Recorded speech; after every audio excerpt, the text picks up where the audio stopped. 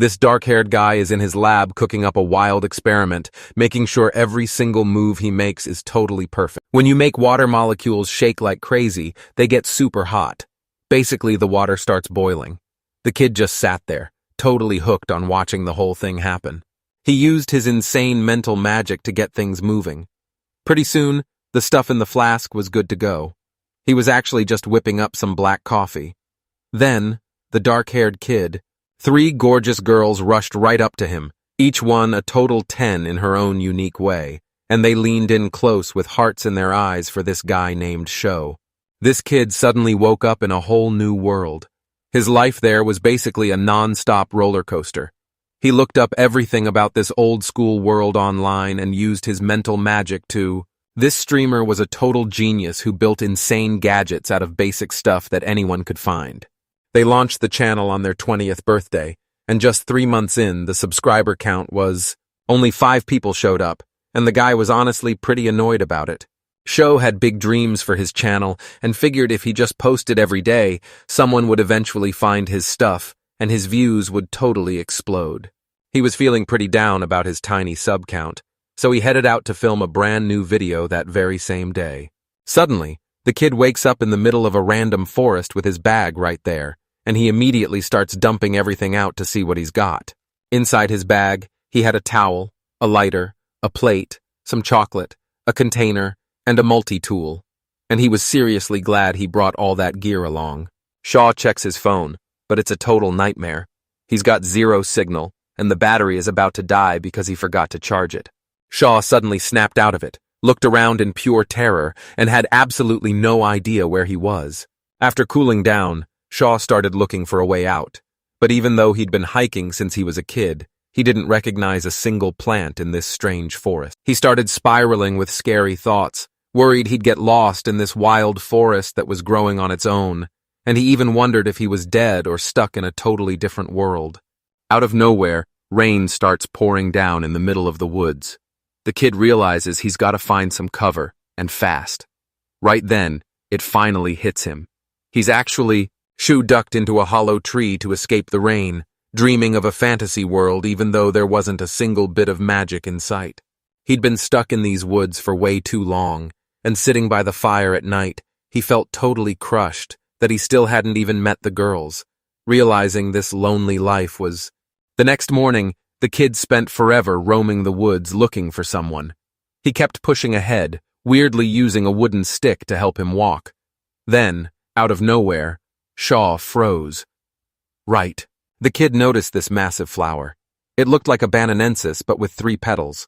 Real ones aren't nearly as big as this thing. Shu saw the petals were see-through at the tips, making them look just like sunflowers. But then they started shaking and dying as shiny black beads popped out, totally catching him off guard. He whipped out his phone to record the whole insane process and all those weird colors he'd never seen before.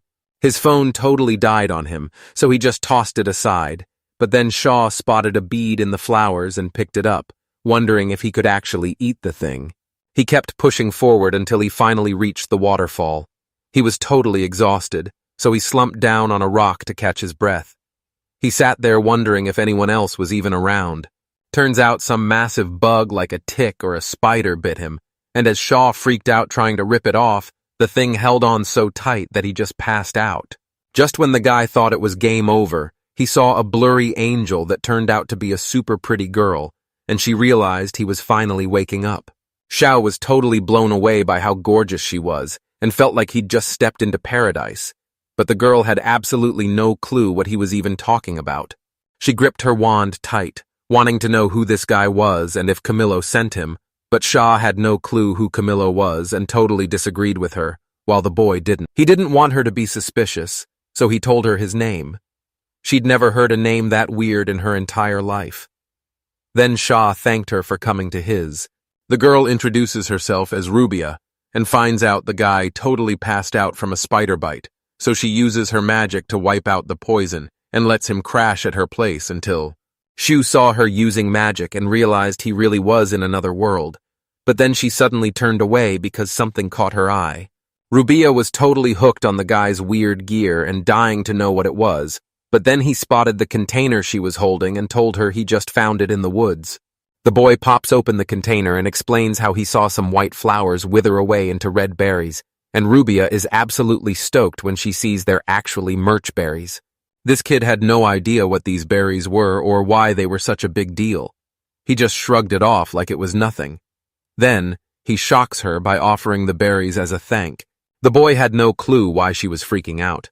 He didn't care if the flowers were rare because he'd seen tons of them nearby. They were actually right next to the spot where Rubia nervously said yes to the proposal, but Sho was totally confused by her reaction and just stared at her blushing face. After that, Ruby Shaw started living in a tiny house with a girl. He soon realized he'd been transported to a completely different world. This place looked exactly like the medieval times from his old world. He didn't see any status screens popping up, but then a spider suddenly lunged at him, which was super weird because monsters usually leave him alone, proving this definitely wasn't light. While he's zoning out about reincarnation, a girl walks up and uses magic to spark the fire. Rubia tells him it's time to eat, and even though he looks totally drained, he started stuttering and acting super shy. Sho knew he needed to talk to Rubia since she'd helped him out, but instead, he straight up asked her to teach him magic. Then, a little while later, she tells him she can't teach him any magic until he officially becomes her student and accepts her as his master. Being a true master is basically like being a scientist or a high-tech engineer. Rubia actually carried a master's certificate that looked just like a pendant on a chain. Plus, there are tons. Rubia thinks a real scientist is someone who hunts for the truth and figures out why things happen, and to her, magic is the perfect way to do exactly that. If you don't get that, you're basically doing everything backwards. He finally understood what she meant, and realized magic was a total cheat code, so he cleared his throat to get everyone's attention before speaking up. He hated feeling like a total mooch, so he went looking for a job, and Ruby told him he should just become a legit scientist. Sho wasn't having any of it, so he dropped to his knees and begged Rubius to take him in as a student. She was feeling pretty uneasy about the whole thing. After all, becoming a true master isn't something just anyone can do. She had to make sure this kid actually had the right stuff first. But Sho was down for whatever it took to finally learn magic. She asks him if he believes in God, and after a totally blank stare, he tells her straight up that he doesn't believe in any of that. He'd never actually seen God, and since he only trusts what's right in front of him, even a legend's word was just a maybe until he saw it himself, right as Shaw never actually saw a miracle, but he was super confident that if they do happen, there's always a logical reason and a process behind them. He explained that anyone chasing the truth can actually control miracles, and Ruby was totally stunned because he gave the perfect answer for a future scientist. She was dying to know who he really was, but she just told him that was a warm-up and the real test was about to start. A bit later, the two of them head outside where Ruby props her staff against the stove and tells Sho to light it up.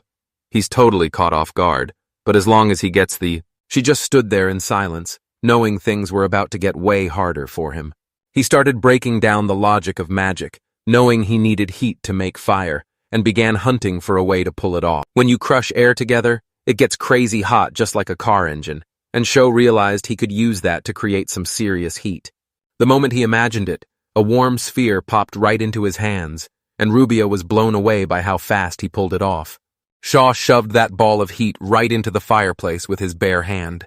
For a second, it was totally quiet. Then, the heat suddenly exploded and torched all the wood at once. But things went totally south. That heat ball was way too powerful, making the whole fireplace blow up in a massive blast. Rubia hit the floor in total shock, looking like a mess. Sho felt pretty awkward about needing a way to light the fireplace, so he decided to just crush the air together to create some heat. She was totally shocked by what he said because he was just a normal guy who never had a real master, and she had no clue how he even pulled it off. Rubia agreed to go along with the kid's plan. His idea sounded good on paper, but it wasn't going to work in real life. He was treating it like a boring science project. He realized the fire happened because the wood's carbon mixed with the oxygen in the air, creating the element gorongi. He stopped to think. And even though he couldn't see the ignition image, Rubia told him it didn't matter as long as he just pictured the Gorengia effect instead. Right then, the kid focused entirely on carbon and oxygen. Magic surged into his palm, and the firewood suddenly burst into flames. Out of nowhere, the fire roars back to life and shoots a massive stream of flames out the chimney, but there's no explosion this time. It just keeps burning. Tom Sho just chilled by the fireplace, totally vibing with the flames he just made. Rubia was absolutely floored by how much raw power and talent this kid actually had. He basically cracked the entire. That's how Sho became the student of Ruby, who was trained by a total legend. Since Sho only knew about science, he didn't get how magic worked and thought anyone could do it. He was totally hyped when he realized magic was a piece of cake for him, making it the perfect content for his next video. He knew this would finally get him over 10 million subscribers. Sho's life totally leveled up once he became Ruby's apprentice, and now he's doing way more than just chores like chopping wood. He's actually out there collecting and studying all kinds of cool plants and bugs with her. While they're trekking through the forest, Rubia is busy watching a butterfly and Sho is practicing his magic strikes, when she suddenly asks him what he knows about the theory of air compression. He knew that letting air expand actually cools it down, so if he could just stop those tiny atoms from vibrating, he could freeze everything instantly. He stopped talking right when things were getting interesting. The girl was blown away that he knew so much. Rubia also saw that he was actually a total gentleman. It's not every day. The girl was dying to know where he studied, so Sho lied and said he was just a regular student, which made Rubia think his home country was full of absolute geniuses. Sho actually dropped out of school back home, so he was totally lost by what she said. But man, the schools in Japan were seriously amazing. They finally made it to the river. The girl told him that if he's actually smart, her lessons won't take long at all. He'd be able to master all kinds. The kid grabs a small rock and slams it right against the water. A few moments later, the fish start floating up to the surface of the river. But here's the crazy part. They aren't. The guy smashes a rock underwater and the shockwave knocks out the fish so Shaw doesn't have to do a thing. Then the man even cleans them and leaves them right there on the stone. Shaw used drying magic to turn the fish's proteins into amino acids. Then he followed it up with a quick fermentation spell to finish the job. Just like that, the dried fish was totally ready, and the boy realized magic is actually super useful as he hooked his snack onto a stick. An hour went by as he used every magic trick he'd ever learned, from setting stuff on fire to making things freezing cold. He used his plant and fermentation magic to grow massive harvests, and he even made heavy stuff super light so he could carry it all with zero effort. Magic that controls physical stuff is super simple and doesn't even need spells, so everyone uses this primary magic to make their daily lives way easier. Magic back then was actually pretty weak and limited. You could light a small cooking fire, but you definitely couldn't burn down a whole forest. It was enough to boil a pot of water. So, heating magic basically works just like a microwave, and if you used it on a person, all the water inside them would boil until they dropped dead instantly. A thought that totally freaked him. The food was finally ready, and Rubia was hyped because it smelled amazing and tasted even better, especially the honey on her bread that was safe to eat since the boy used magic on the. If Shaw grabbed some honey, the hive would actually bounce back, but he felt so bad that he decided to build the bees a brand new home. Rubia was totally loving that honey, and she had no clue this guy could even cook. Honestly, he's kind of trash at it, but he's super obsessed with the whole process. He was totally obsessed with his work, so if he messed up a dish, he'd just remake it and calmly eat whatever he cooked. After finishing his food, Sho heads outside and finds tons of bamboo-like plants called tikareto growing everywhere, realizing they're super easy to work with and can be used for all sorts of things. Suddenly, the guy in the tikareto cabin gets a small cut on his hand, making Sho instantly regret not wearing gloves as he flashes back to a conversation they just had. They asked Rubia if healing magic was actually real, and when she said yes, they wanted to know if it could fix every single injury or sickness. But healing magic isn't actually that simple, since it just speeds up your body's natural recovery, meaning it won't do a thing if you're just starting to get sick, or if you're already too far gone. He was dying to ask her about healing magic one more time, but there was no way he could actually use that power here, and she straight up warned him not to even try figuring it out. Shaw remembers the plan, throws on some gloves, and chops the bamboo, sliding a thin piece inside before jamming the whole thing straight into the dirt. Magic starts glowing right in his hands as he shoves a ball of super squished air straight into the bamboo tube. It slides right in without any trouble, so he quickly slams a... As the air pressure dropped, the bamboo cork blasted straight into the sky, and Sho started laughing like crazy because his experiment was a total success. If he'd caught that on camera, it would have gone totally viral with all the kids at school. Shu was dying to film his experiment but had zero power to charge his phone, when a sudden voice out of nowhere made him whip his head around.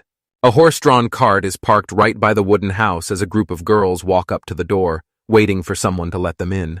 4 girls show up to meet Rubia, with 2 of them even dressed as maids, while Sho hides in the trees watching these total strangers with a super curious look.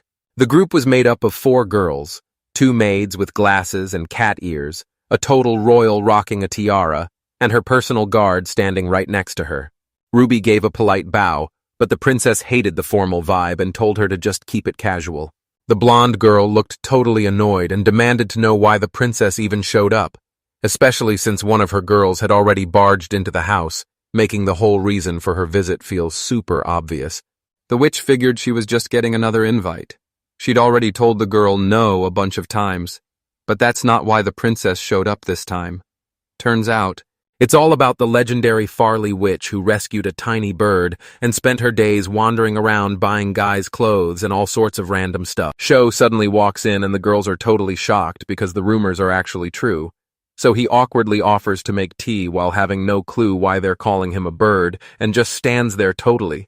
Rubia was honestly losing it because these girls showed up just to talk about total nonsense. And even though she felt bad for wasting the princess's time, the princess was actually just happy to drop by and see her after work. Sho quickly whipped up some tea and served it to all the guests.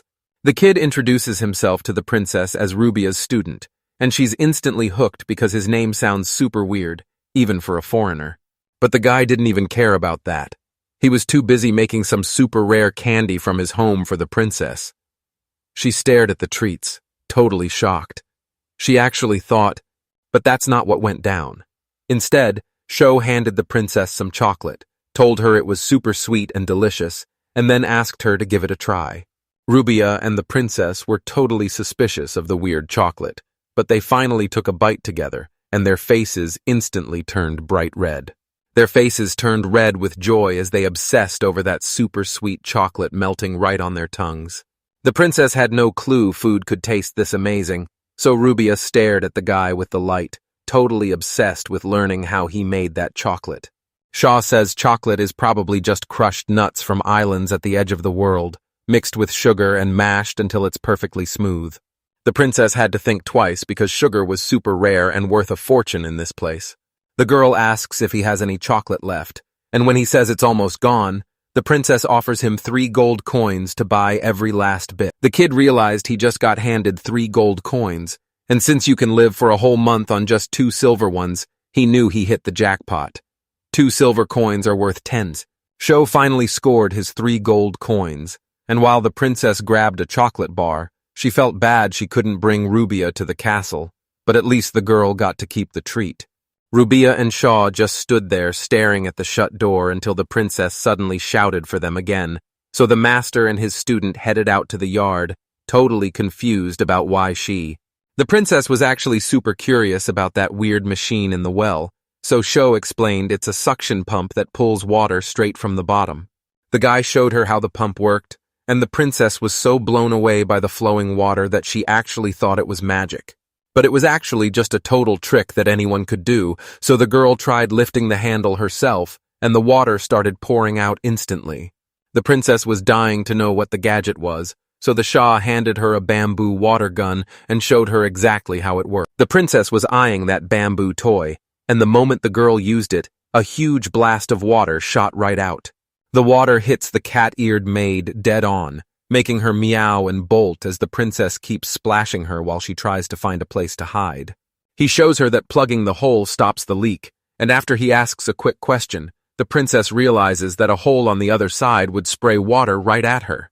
She finally realized how he was pulling water from that well, because moving the handle creates a vacuum that sucks the water up, making it look like some top-tier pro magic. The princess was totally obsessed with that buzzing pump, so she begged Sho one more time to sell it to her.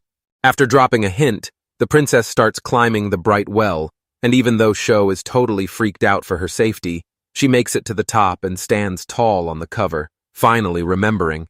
When it's her turn to introduce herself as Lila Farlane, Shaw is totally blown away to find out she's actually the leader of the entire country. Lila kept talking with total confidence, practically daring Sho to accept her invitation to come back to her castle.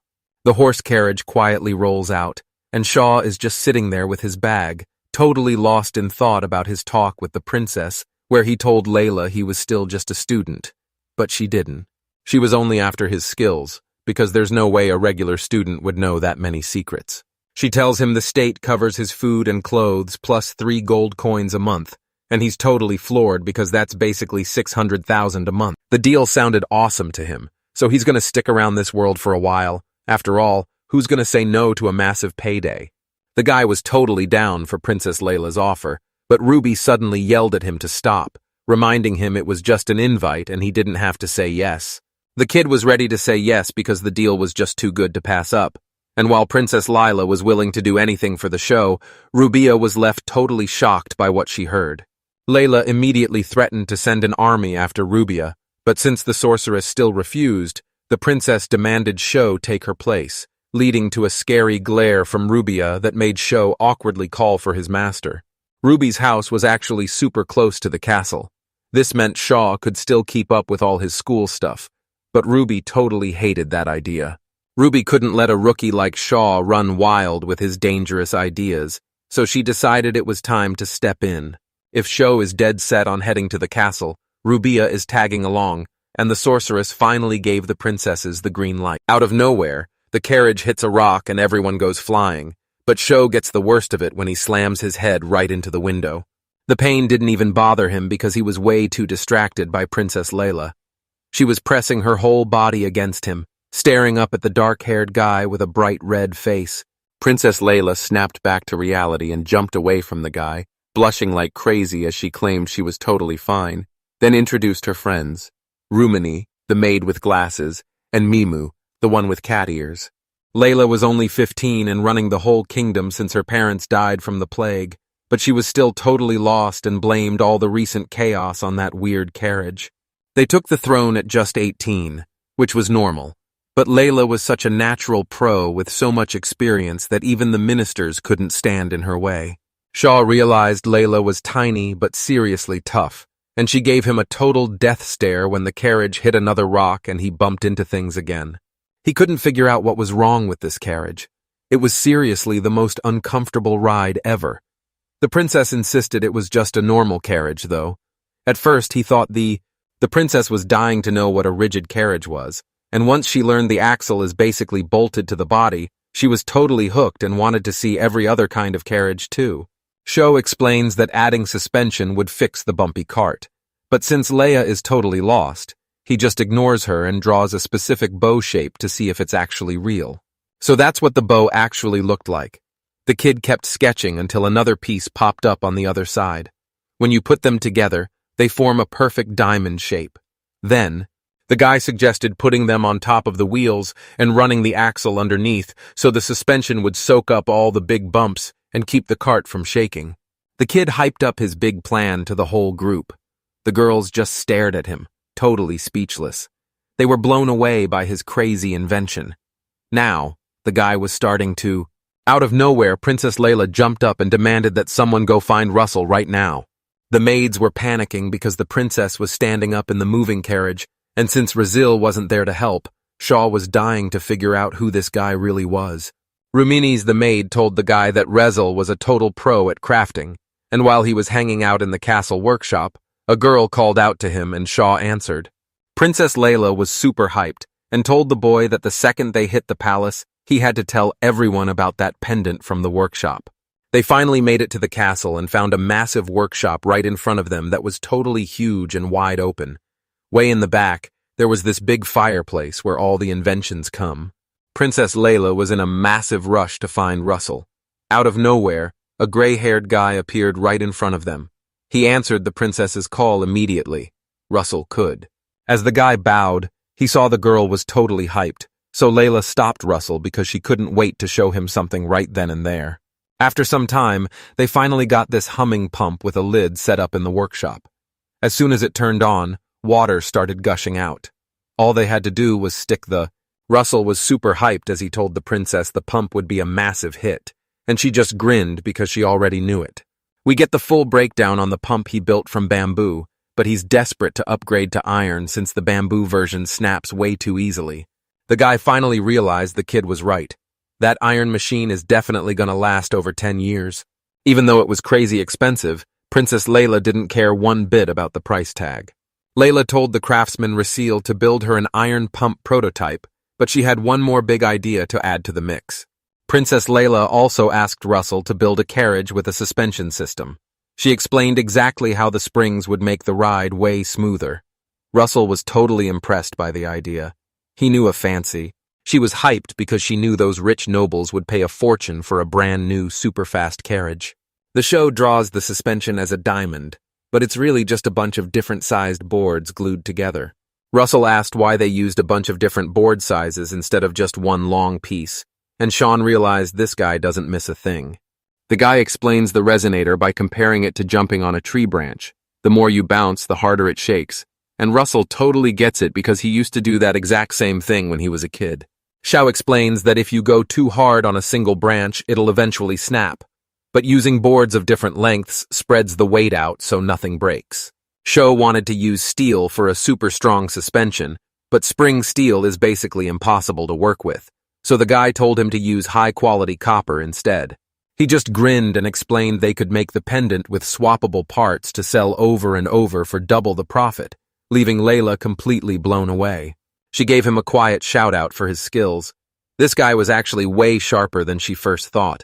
He just flashed a big smile after hearing Princess Layla's compliment. Xiao starts geeking out over the stroller again, telling the builders to make the front wheels adjustable because even if it's a pain to make, it'll be way more comfortable. The workshop guys totally got the kid's plan and realized his idea would make steering the carriage way easier. Plus, the ride is going to be way smoother than before. You could tell these builders were super hyped at the showcase, just like you'd expect from pro creators. They picked up on everything he was. A little while later, the guy heads over to the workshop, and Sho is just beaming at the hut because he finally has a place to call his own. Princess Layla told him the castle was packed with all the supplies and master crafters he'd need to build anything, and since she was really counting on him, he headed straight to his workshop to get to work. Right next to the castle workshop, there's a massive forge where dwarves build all sorts of metal gear, while the elves handle the fancy stuff, adding insane details and painting everything to look perfect. He noticed the materials room was packed with all kinds of wood, plus some iron, which is actually super rare and worth a ton. He explores the whole castle and passes the maid's room where he sees Ruminis and New Omi is totally hyped to see him. Shaw stops right in front of the master's office and finds Rubia finally unpacking after being super late. But when he tries to help, she shuts him down so she knows exactly where all her... Next, the kid asked Rubia if there were any other masters lurking around the castle. She nodded and told him there totally were. The elven master of true teaching was actually inside the castle, right? Suddenly, Rubia got right in Shaw's face and told him the elf is actually super old, warning him to stay far away from the elven master. Ruby's warning was still ringing in Shaw's ears, but it just made him more hyped to find some real elves, right until he suddenly spotted Adora Jara on the path. He spotted her and got super curious, so he started walking over to her. The room was glowing with a weird light, and he just had to see what was going on inside. But right as a loud shout made the boy jump and spin around to see who was yelling. An elf suddenly appeared right in front of him, looking totally annoyed that he was even there. Since she had the elf girl gave him a massive side-eye, still convinced he was an imperial spy, while Sho was just shocked by how tall she actually was. He kept staring up at that elephant because he heard elves never stop growing, and after 1,000 years, they can actually stand over 2 meters tall. The boy realized this was the real master Rubio talked about, but the elf girl just glared at the guy, still totally convinced he was a spy. He totally panicked and swore he wasn't a spy, quickly telling her that he was actually Master Rubia's student. Her whole vibe flipped instantly as she grabbed Sho by the chin to get a good look, since this elf was dying to see the guy Rubia actually picked as her student. Right after that, she went to check on Ruby, feeling like a total jerk for not even saying hi to her own coworker. The elf finds out Rubia stayed at the castle to pack for the move, and the girl asks why he didn't come to say hi to her since he's Rubia's student. Sho told her again that he was super busy, but he promised to swing by later to say hi, even though things were still a mess, and the elf was totally mad at her. She shoves the guy into her office and realizes he's totally clueless about her connection to Rubia, so she decides to let him take the fall for her master's bad attitude.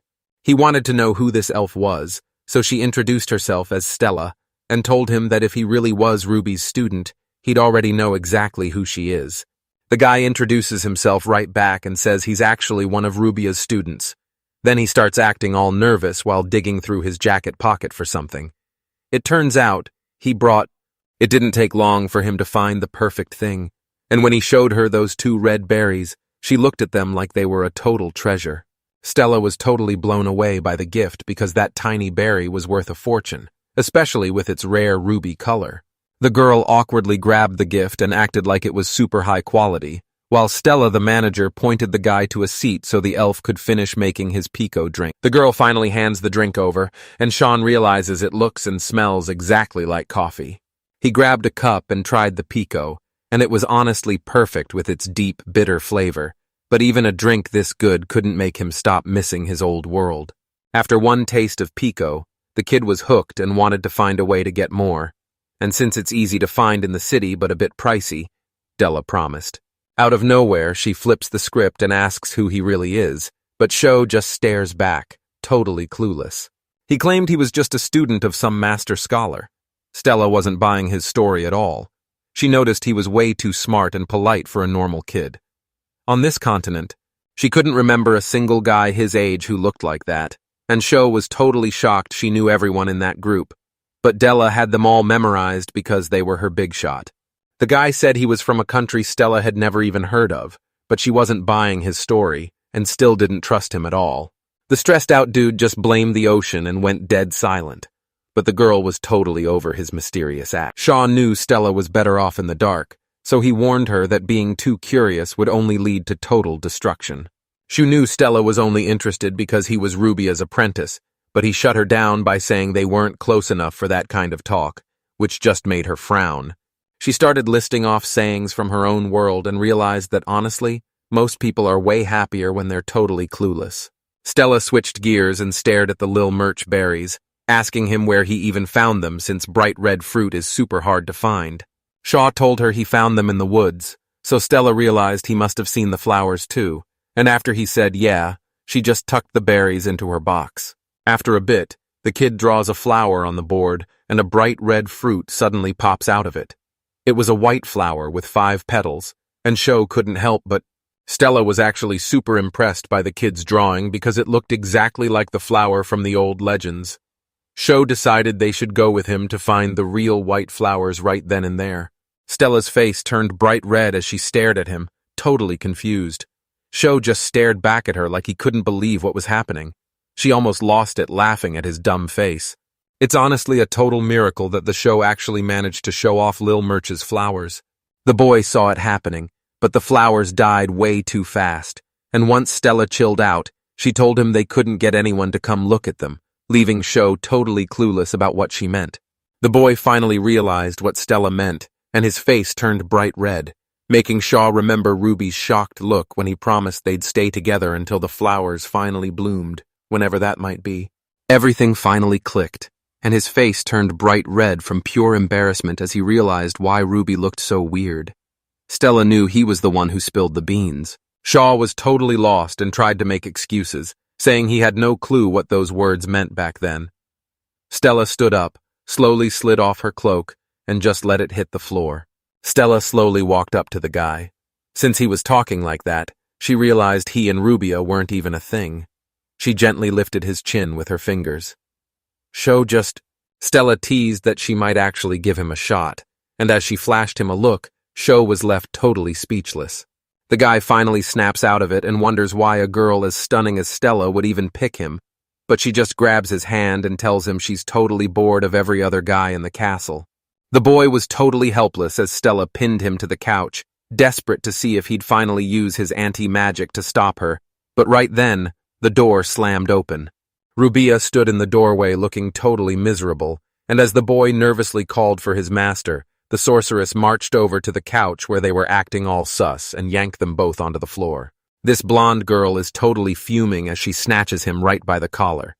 She was positive she wouldn't see him at Stella's office, but there he was. She already told him. Out of nowhere, Stella rushes over and pulls him into a super tight hug, making him blush like crazy before she whispers something spicy that leaves him totally lost. Stella didn't drop her act for a second. She walked right up to the guy and noticed his round ears. She really wanted to get close to him and make him fall head over heels for. The sorceress was super annoyed and tried to get Stella to walk away, but the elf refused to leave that boy's side because she was totally hooked on the show. Stella told Rubia she couldn't stop because he called her to see the white flowers, and the witch just straight up screamed in shock. Feeling super embarrassed, Sho tried to clear the air by telling Stella exactly what Ruby had taught him about the real meaning of inviting someone to see the flowers. Stella walks right back up to the confused kid. She's just staring at the crazy light show. She tells him straight up that he's nothing like the other guys she's met. Rubia cut Stella off and whipped around to face the elf, leaving him and the boy totally confused as she started shaking from all the intense emotions hitting her at once. Rubia finally pulled herself together and told Stella that Shaw was the one who asked to see the flowers first, and she was so embarrassed that her whole face turned bright red as she shut her eyes. The room went dead silent for a second. Sho stared at Rubia, his face turning totally red. He definitely didn't expect her to confess like that. Stella started laughing her head off. Rubia's face turned beet red as she snapped that she's only 24, making her way younger than Stella, who's already a whopping 450 years old. Shaw was totally blown away to find out Stella was actually 450 years old, and he looked at her with nothing but pure respect. So this is what it's like to be an elf, and the kid just stared at the frozen girl in total shock, since he couldn't believe anyone could live that long. But Stella was so mad she tried to wipe his memory so he'd forget her real age, but he was totally shocked when he somehow resisted her magic. The guy was shaking as he stared at the furious girl, and as the dust finally cleared, Stella stepped out with a terrifying glare, charging up her magic for a shot she definitely wasn't going to miss. The boy's scream echoes from Stella's office as smoke leaks through the door from her attacks, and just as Princess Layla runs over to see what's going on, Sho stops her. He didn't say a word, just scooped her up like she weighed nothing and bolted out of the office while Stella screamed her head off behind him. Finally, the guy manages to ditch Stella, gasping for air and totally wiped out from the run as he slumps against a wall, making the princess realize that even though elves are supposed to be wise, common sense definitely isn't for everyone. Leia was so hyped when they finally hit the tower stairs, telling him the view from the top is absolutely insane and she can't wait to show him. The guy realized there were way too many stairs in this massive tower, so he started whining about needing an elevator, leaving Princess Layla super confused since she had no idea what that even was. He told her they could use a rope to haul the cabinet into the drawer at the top of the tower, but they'd need someone to actually pull it up. They tie a weight heavier than the girl to a rope, drop it from the top floor, and pull it up slowly, and Layla is totally hyped she finally gets how this elevator works. First, they needed someone strong enough to manually pull the elevator weights. This was literally their only move. He totally got why, since there was zero electricity in this world, but he still thought the whole plan. Every time one person wins, another takes the L, and when life gets easy for one guy, it gets way harder for someone else. Sho and Layla finally make it to the top of the tower, and while Sho is blown away by the view, Layla admits she comes here whenever the sky clears because seeing the city lights always makes her feel way better. She knew she only made it this far because of her loyal followers, and the princess stared off into the distance as she spoke. The show taught her that when people try to make things too simple, someone else always ends up getting hurt, and it's the same deal with royal power. When the big bosses try to take, Layla looked right at Sho, totally banking on him because she knew a genius like him would make the festival a huge win and help them build the country into something amazing. She knew old world tech could totally level up the kingdom, but he was scared that geeking out over it would get him labeled a total heretic. But if outsiders show up, he might finally find a way back home, while Princess Layla and Shaw just vibe and enjoy the view. He called out to the princess to get her attention and hyped her up, promising they'd do whatever it takes to build an epic invention that would make the whole country rich. Farlin was basically a tiny town state, and after being stuck in the castle for over 2 weeks, Shou was officially hitting his breaking point. Xiao was sprawled out on the floor looking totally pathetic. His stomach was growling so loud it was actually insane. He was seriously craving some real-deal Japanese food. He felt like A bit later, the kid heads out and finds himself at the huge market right by the castle, where tons of stalls are selling all kinds of stuff. He was scouring the market for rice and miso, but the shops had absolutely nothing like them. He eventually found some barley, but let's be real, that's definitely not the same thing as... Shou saw the market was loaded with fish, and while everyone here is an expert at drying and shipping them, getting fresh ones is basically impossible since delivery takes forever. Soy sauce is a huge deal in Japanese cooking, and this guy was on a mission to find glutamate so he could finally make some. Shaw ends up at the seafood counter, and when the shopkeeper offers to help him find what he needs, Shaw asks for dried seaweed, leaving the guy totally stunned. The seller starts digging through his gear and eventually pulls out some seaweed, but he's not even sure if it's the right thing. The seaweed looked totally gross and moldy, so the seller was about to trash it, but Shaw was blown away because it wasn't actually rotten. It was top-tier stuff that tastes incredible. He instantly told the guy he wanted them, bought the dried fish, asked for some free seaweed on the side, and the seller happily hooked him up. Before long, he's lugging around this massive bag of food. He's totally hyped because he finally finished his shopping run. Once he gets back home, he starts pulling everything out of the... To kick off the show, I decided to whip up some kelp broth using a recipe from my world. He remembered he had to chop the seaweed into tiny bits and then pour boiling water all over them. Just toss in a pinch of salt and boom, you've got instant soup, so the kid wasted no time diving in for a taste. It was seriously awesome, and the kid loved the smell and taste because it was the exact same seaweed from his homeworld. That soup from his world tasted just like the show about his mom, and he knew she was probably freaking out now that he was gone. He had no clue if the world was even still there, or if he was just the only one who passed out when the lights vanished. So to stop his brain from spiraling, he went right. He grabbed a water wheel from the workshop to build a barley mill, because grinding it by hand was way too much work, and he just wanted to automate the whole thing. The kid uses a water wheel to build this awesome machine that threshes barley, hooking it up to a giant mortar that cleans everything automatically until he's finally got a huge pile of fresh grain. Shou cooked up the cleaned barley and took a bite, and even though it smelled a bit funky, it actually tasted great. It was just way too dry to turn into tortillas. The next day, Shou started something totally awesome. He was finally making miso for the first time in this new world. Rubia gave the guy a major side-eye because he was acting super sketchy again. But Shou was just hyped to show his mentor a move that would change the world forever. Miso is made from soybeans, and while he finally tracked some down, they looked totally different from the ones back in his world. He needed salt, which was actually super easy to find in this world. He also needed rice malt, but since he was totally out of rice, he just used barley malt instead. This meant, miso usually takes forever to make, but magic makes it a total breeze, so he dives right in knowing he can just restart if he messes up. First, the kid waters the barley, then he uses his magic to crank up the heat. This thing was basically a magical microwave. He made sure to heat his tools up to a crazy 100 degrees. Keeping everything clean was the most important part. Even a tiny bit of bacteria would totally wreck the... Once that was finished, he split the steamed barley into small piles and used his magic to make something grow. Suddenly, weird spots started popping up on the food, and Ruby was sure it was just gross.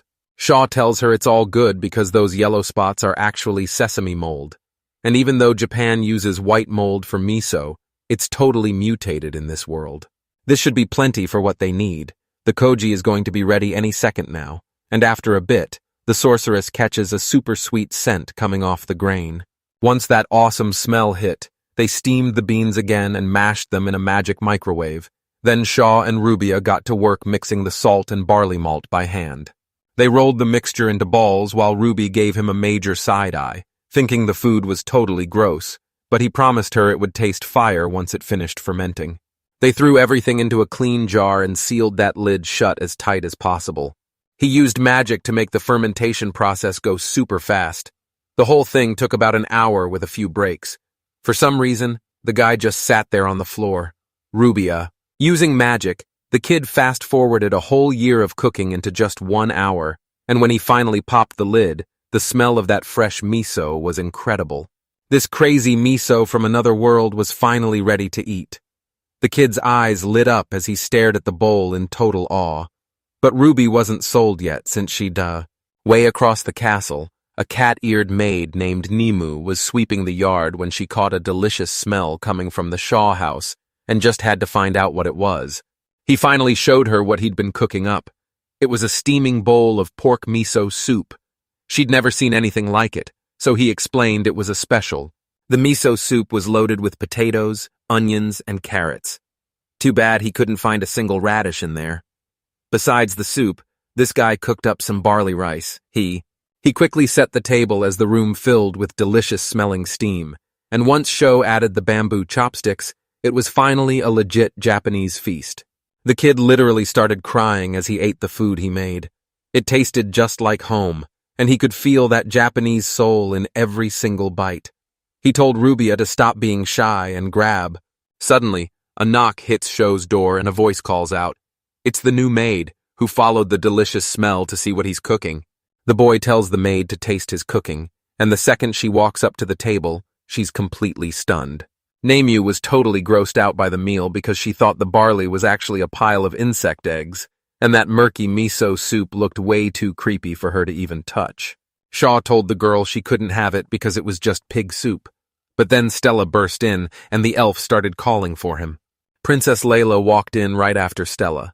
The guy gave the girls a quick wave. Stella was seriously starving. Both girls caught a whiff of something that smelled absolutely delicious. He wasn't even stressed about random people crashing the party. He'd already cooked up a massive mountain of food anyway. He knew that mouth-watering smell would drag everyone straight to. Later on, Nasima took a bite and her eyes totally lit up, so she started devouring everything because it tasted so good that even Rubia decided she had to have a taste too. Rubia takes a sip and is totally shocked that it actually tastes good, while Stella and Princess Layla are just as confused because this gross-looking soup is somehow delicious. Layla spots carrots in her soup and totally cringes since she hates that bitter taste, but after one bite, she's shocked by how amazing they actually are. He explains that the flavor changed thanks to alkali removal, and they used Kamado ash to get rid of that nasty bitterness. The girls had never heard of ash like this before, and they were totally shocked by what it could do. After explaining how to fix the flavor, the guy handed Naomi a regular carrot, and the maid immediately cringed at how bitter it tasted. After the demo, Sho soaked the carrot in water and added lye, then used his magic to make the whole reaction happen way faster. Naomi grabbed a carrot from the water and took a bite, but she was totally shocked that the bitterness was gone, and it tasted so good she thought it was straight-up magic. But the guy totally disagreed, explaining he only used magic to speed things up since you can actually just soak carrots in salt water overnight without any spells.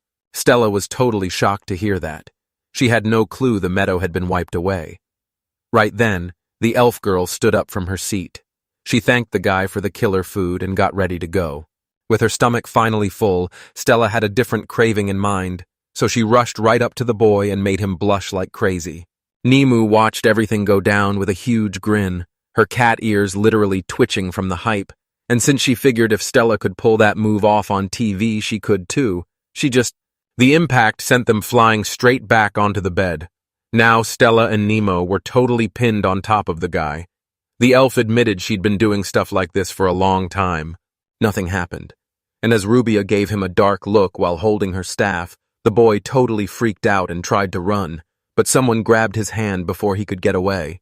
Suddenly, Princess Layla walks up and pulls the boy into a hug, asking for a sweet dessert in a super flirty way, while he just stands there turning bright red. The boy finally snapped out of it but was totally lost, making Princess Layla super mad since she wanted that sweet black treat. And just as Sho realized she meant chocolate, he remembered he was completely out. Princess Layla was never going to forget that chocolatey taste. She kept thinking back to how awesome that dessert was. Suddenly, the boy called out to her. He was wondering if she could hook him up. Layla got super mad because sugar is pricey, and since she didn't want to look like a greedy royal, she shoved the boy away yelled that she was busy, and then burst into tears. The princess put on a show and faked some sad tears. I mean, if they hadn't sold all that new stuff, they wouldn't even be in this mess. Stella and Numi. Out of nowhere, Layla stops crying, looks down at the guy, and demands he figure something out, so Shaw has no choice but to do exactly what she says. That girl with the sneaky grin remembered Shaw's promise to handle the mess, and since he said it in front of a royal, there's no way he can back out now. Eventually, the whole crowd cleared out. It was already getting dark, and the kid was just sitting there all alone in the house. Shaw was totally stuck on this chocolate disaster and had no clue what to. Check this out. It's malt sugar from barley, which people used to use for drinks because when the barley sprouts, a special enzyme kicks in and turns all that starch into sweet sugar. Even if they swap the chocolate for syrup on camera, it's only a matter of time before Princess Layla starts demanding the real deal from him again. Cocoa doesn't even exist in this world. And since Shaw had never even heard of it, he was left wondering if there was anything else he could use instead. Suddenly, he remembered reading that roasted spiders are a total delicacy in South America and taste just like chocolate, so he figured this meal was actually going to be amazing. Shaw remembered getting bit by a spider near the waterfall, which almost made him quit. So now he's terrified the guy is actually going to use it against him. A little later, the boy pops into the master's office and finds Rubia reading a magic scroll, so he asks her if that spider lives by the waterfall, and she tells him he's totally right. These spiders hunt anything near the water, so they're always hanging out by the reservoirs. Shaw totally got the explanation, but Ruby was giving him a major side-eye, wondering what kind. Phasian happily tells his teacher that he's actually planning to eat the spider. The sorceress stares at her student in total shock, not believing her ears. She asks him one more time. She turned ghost white and covered her mouth in total shock, but after a second of silence, she asked him if he even knew the name of that spider. He stared at her totally confused, but she stayed quiet, even though she's the one who talked him into eating that spider and then warned him its head and chest were full of venom. So the kid heads deep into the woods to catch the spider that actually tried to mess with him. Right then, Shaw was looking everywhere for a spider. He used to be a total noob who got wrecked by a basic slime, but now that he's got magic, he's feeling super cocky and went hunting for a spider just for fun, until Russell suddenly jumped out of the bushes. A spider that looked just like the one from the waterfall popped up right in front of him, but it was so massive it looked more like a giant crab. Shaw stared at the spider with tired eyes, thinking about how the one that bit him was actually tiny compared to his size. Taking this guy out is going to be a total breeze. They just need to crank up the heat with some magic. Then he remembered a weird fact. Dead crabs smell absolutely gross, and the show's producers hate that, especially since this spider looked exactly like the crab from that one creepy urban legend. The guy skipped the warming part and just straight up froze the spider solid. Shaw used his magic to totally shut that spider down, freezing it solid before laughing and tossing it into a bag to head back home. Out in the woods, Shaw grabs 3 massive spiders from his bag and ties their legs up with a rope. Then he used a quick burst of magic to get them all nice and toasty. As the spider's shell heated up, it turned from brown to a weird purple, and even though it looked totally gross, the boy knew it was finally ready to eat. Shaw chopped the spider into pieces, tossed the toxic bits into a bowl, and since the venom freezes you in place, he figured it would work perfectly as a painkiller. After cutting off the poisonous parts, the dark-haired kid started eating, cracking open the spider legs to find meat that looked just like king crab, and even though Shaw was pretty sure it was safe, he still gave it a super nervous look. The guy tripped and bit his own skin, but he was totally obsessed with the flavor since it tasted even better than the crab fried rice he was craving. The kid finally chilled out, but he wasn't just there for that crab-tasting meat. He actually drank the juice from the spider's stomach and found out it's as bitter as black coffee. A bit later, the kid heads back to the office and tells Rubia the chocolate is finally ready, showing her a bowl of treats that look way better than Coco's. Her eyes went wide when she realized that chocolate was actually made from a spider, and as the boy happily went to take a bite, she screamed at the top of her lungs for him to stop. Everyone judged her for screaming, but Rubia thought a real scientist shouldn't be grossed out by spider chocolate since they're supposed to test everything themselves. Rubia's face turned bright red after what he said, but she had no choice. She had to eat that chocolate. She hesitantly took a bite, but her expression changed instantly because it was actually freaking delicious. This chocolate tasted way better than before, so when Rubia asked for the secret, Sho told her he used spider belly juice and she totally lost it. Shaw mixed the liquid with malt syrup and heated it up to bring out that delicious smell. But since it wasn't strong enough yet, he tossed in some milk fat to thicken it up. He used fresh ingredients and a ton of cream to make chocolate that tasted way better than the store-bought stuff. But then he noticed Rubia wasn't even listening to him because she was too busy devouring it. As they left the office, the boy warned her he still didn't trust the stuff and told her to stay away from the chocolate, while Sho rushed to give the princess an update on. The boy finally reaches the throne room and tells Layla he made some chocolate, and once the princess says she's impressed, Nate brings the treats right over to her. The princess was curious about the rare ingredients, so Sho told her he found a backup and suddenly pulled out a spider.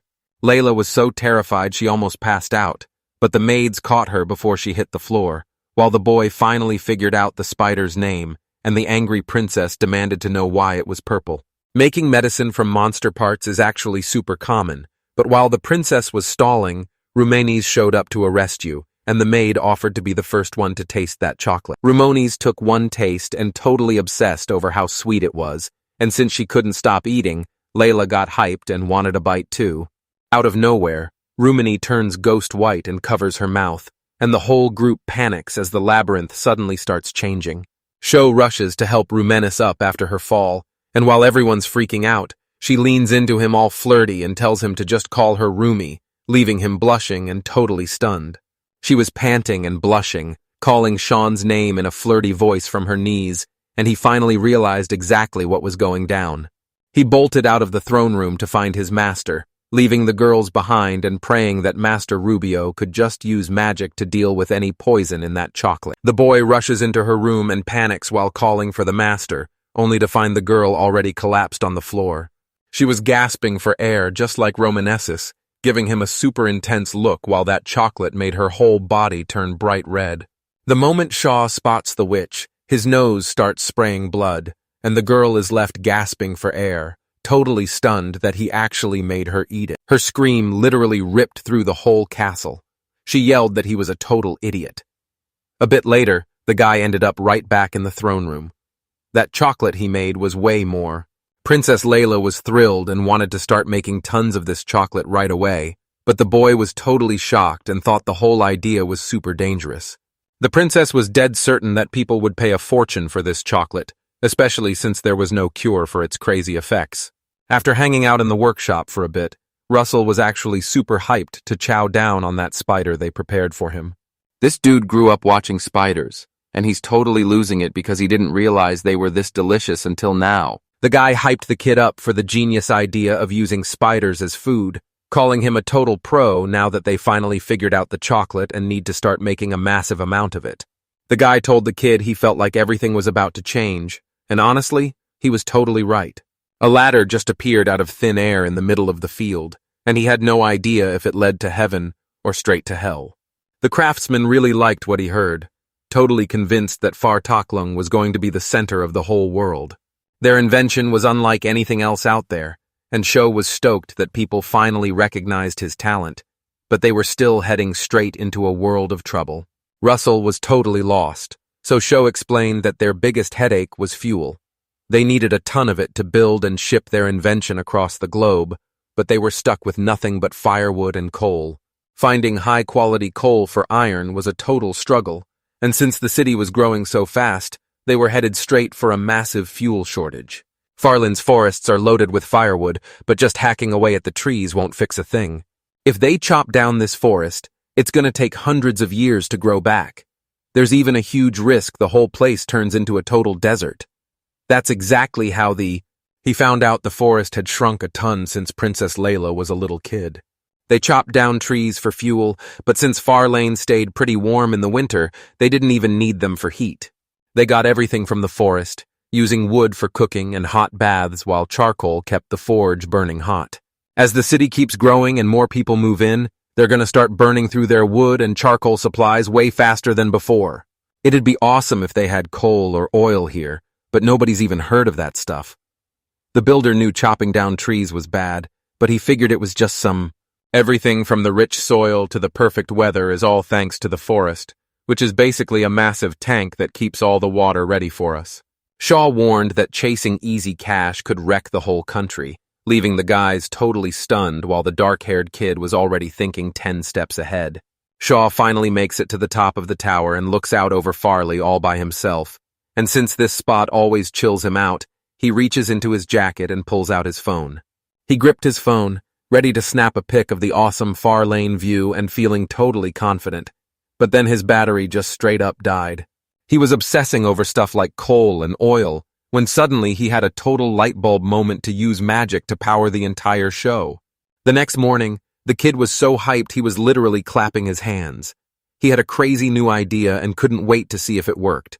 As soon as the show started, right then, Sho was busy casting a spell to dry up the stream right next to the workshop. That wind was actually just fake air from a turbine, because his original plan for a garden would have totally messed up the air pressure. Surrounded by thick steam, he fires off a spell to drop the pressure and makes the air swirl with his magic flow.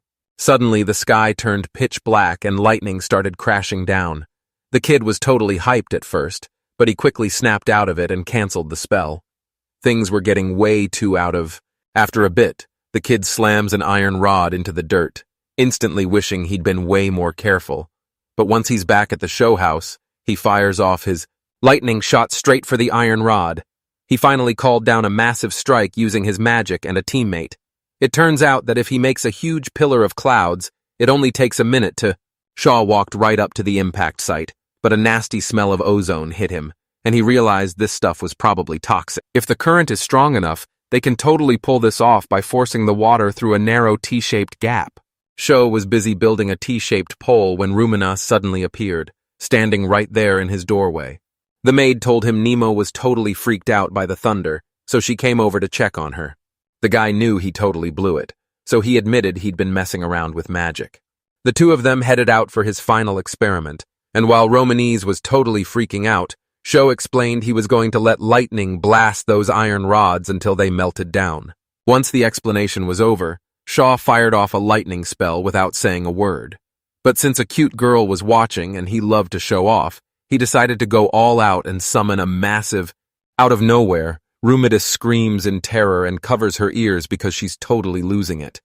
Everything is just way too much for her to handle right now. The boy walks up to the A massive hailstorm kicks off, and a furious Layla bans the boy from practicing his lightning inside because Shaw might accidentally level the whole castle. He was super bummed that he couldn't nail the magic experiment right away, so maybe that's why the master decided to go live deep in the woods. He had some wild experiments he wanted to test, so he got ready by making a plate with a hole that slowly shrinks down. He jams a copper rod into the plate and starts pulling, using how soft the metal is to stretch it out into a super thin wire. Sho couldn't believe someone actually made that tiny twisted wire by hand, but it was exactly what he needed. He used magic to blast the wire with heat and soften it up, but the insulation meant to stop a short circuit was a total disaster. Since vinyl doesn't exist in this world, he just wrapped it in paper covered in a mix of nakava and oil. I'd heard paper wrapping was way better than vinyl, but I honestly didn't know if it was legit. He wrapped leather around the metal rod, spun some copper wire over it, and boom, he finally had a real weapon. That difference in moves could have been huge, but honestly, it was all just one big experiment anyway. The next day, he finds Numi hiding behind a pillar, looking totally spooked as she asks him what was up with all that crazy thunder. Shaw told the girl everything was totally fine, explaining that since the princess banned his experiments in the castle, he had to move his work into the woods. Numi understood, but she shyly admitted that. The guy asked if that maid was actually the princess's secret bodyguard, and the girl told him he was totally right. He tested her by asking how she'd deliver a super important message while bandits were literally blasting lightning magic all over the place. If she gets scared and bails, she's gonna lose her job, and Numa was totally not okay with that. Numi had no clue what to do, so when the show suggested watching some lightning magic experiments to get comfortable, she shyly agreed. They were hunting for a massive open spot near a river, while Nim screamed at the showmaster to slow down because she was falling way behind. But the guy claims he's only this fast because he used magic to instantly drop a ton of weight. Nim was the only one who could hit those speeds without using any magic, proving that beastmen are seriously built different. They tied the spool to a wooden post and jammed the copper wire into the dirt to slow it down, while the show warned the girl not to look up. Regular magic is easy to point and shoot, but this stuff acts just like a force of nature, so it's totally wild and you never know where it's gonna land. They've got to stay back or that magic will hit them head on, and just as the lightning flashes, the guys scream that it's finally starting. The lightning slammed right into the coil they set up, and Nim let out a massive roar. They were all hyped that the plan actually worked, and right then, a massive bolt of lightning basically cracked reality wide open. Their DIY coil suddenly burst into flames, and while Num spotted it, Nim started screaming his head off to the host that he saw the fire too. The master bolted instantly because he knew things were about to get real bad. If a fire started here, it would be a total nightmare. There's no way to put out fires in Ha. Sho saw the fire spreading into the bushes and tried using his ice magic, but it wasn't strong enough, so he started scrambling to find another way to put it out. Right then, he got a wild idea to create a vacuum and suck out all the oxygen. The spark finally died out into a puff of smoke, and Sho let out a huge breath, realizing they almost burned the entire forest down. Nim sadly admitted she's still terrified of thunder, but the master just turned around and told her she'd get used to it in no time. The fire was finally out, but the boy had no clue if their experiment actually worked. He whipped out his sword, checked the metal on the spool, and then fused it straight into his blade. The master was hyped because he actually pulled it off, since the spool piece turned into a magnet and snapped right onto the steel sword. But this magnet was super weak, like it was made of 100 tiny pieces, and it lost its power almost instantly, making him realize steel just couldn't make a permanent magnet, which was a E.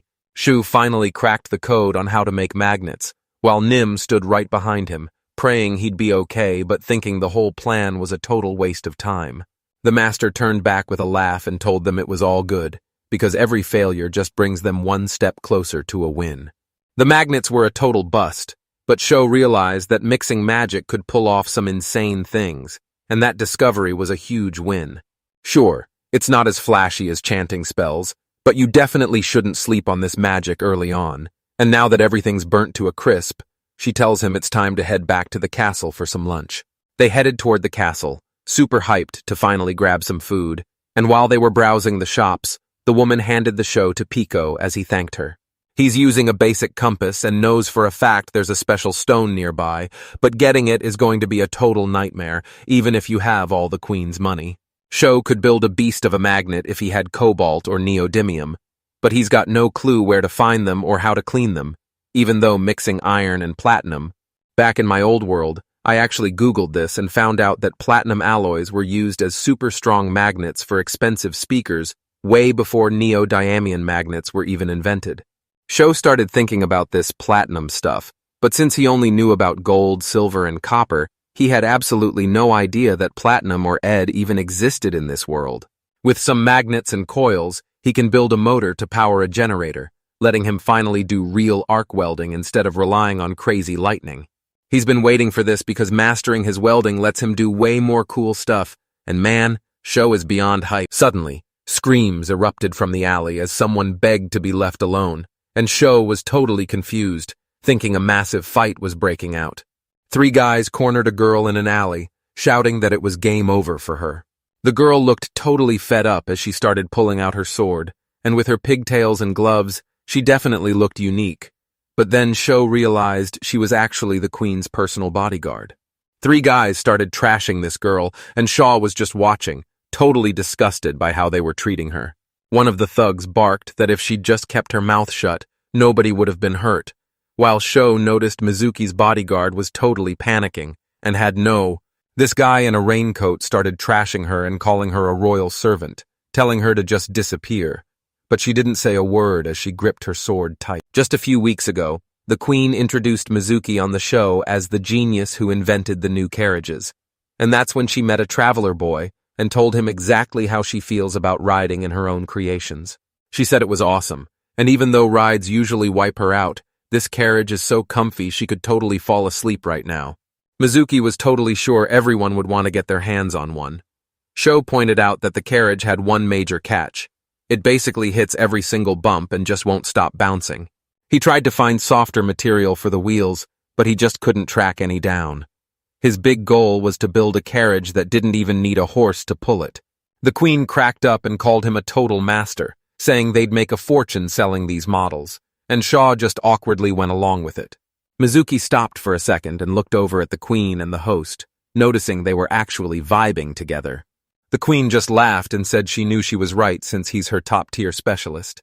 Sho hit up Ms. Mizuki to talk business and hear all about her trip, and she was totally down for it. As they walked down the long hallway, the guy realized she was from a massive empire famous for its cameos, and she didn't waste a second before telling him the whole story. The Great Cameo Empire is this massive nation sitting way out east of the distant strip, basically ruling that whole side of the world. Shaw had no idea why the guy ditched his country. Mizuki was totally baffled, and the boy finally realized he was being super awkward and apologized for being so rude to someone he just met. Mizuki tells him to chill because they've actually met before. She was right there with the queen during that trip to Rubia. Sho is totally blown away by this reveal. He was super embarrassed and hesitated, but he finally asked Mrs. Mizuki if he could see her sword because its weird shape had him totally curious. Zuki said he'd check it out, but he warned them it's definitely not some legendary sacred sword or anything special.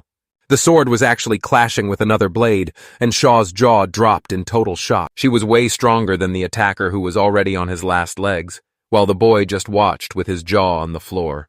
He was racking his brain to find a way to help her out. Mizuki is a beast with a blade, but even she can't take on 3 guys at the same time. Suddenly, her jaw dropped in total shock as blood started dripping down onto the stone street. The show couldn't stand to watch this mess anymore, so it yelled the girl's name and warned her that she was about to get jumped from behind. A spinning ball suddenly popped into the kid's hand, blinding 3 guys with a flash so bright they had to cover their eyes and hide. He was glowing with pure rage, and while Mizuki finally spotted him, the bad guys saw him too and remembered he was just a scholar. One of the bearded guys screamed for his crew to run for it, while Sho and Mizuki just watched them take off in total silence. He was shaking and soaked in sweat because even though his air magic trick worked, he knew he'd get absolutely wrecked in a real fight. He finally snapped out of his daze and rushed over to sit by Mrs. Mizuka to make sure she was doing okay. The girl's shoulder was totally wrecked. She was clutching it hard, trying to keep the blood in. Sho screamed that she was bleeding out. He knew he had to fix this right now before it. They slumped against the wall while Shaw patched her up, even using a twig to keep the bandage steady as he gave her some quick first aid. He scooped Mizuki up and yelled that they had to rush back to the castle because the master definitely has healing magic. They finally made it to the master's house, where Mizuki was lying on a mattress feeling super sick, but the doctor straight up refused to help her. Shaw was totally lost and started begging Stella for help since the master was out picking plants, but Trudy snapped that she wasn't a doctor here.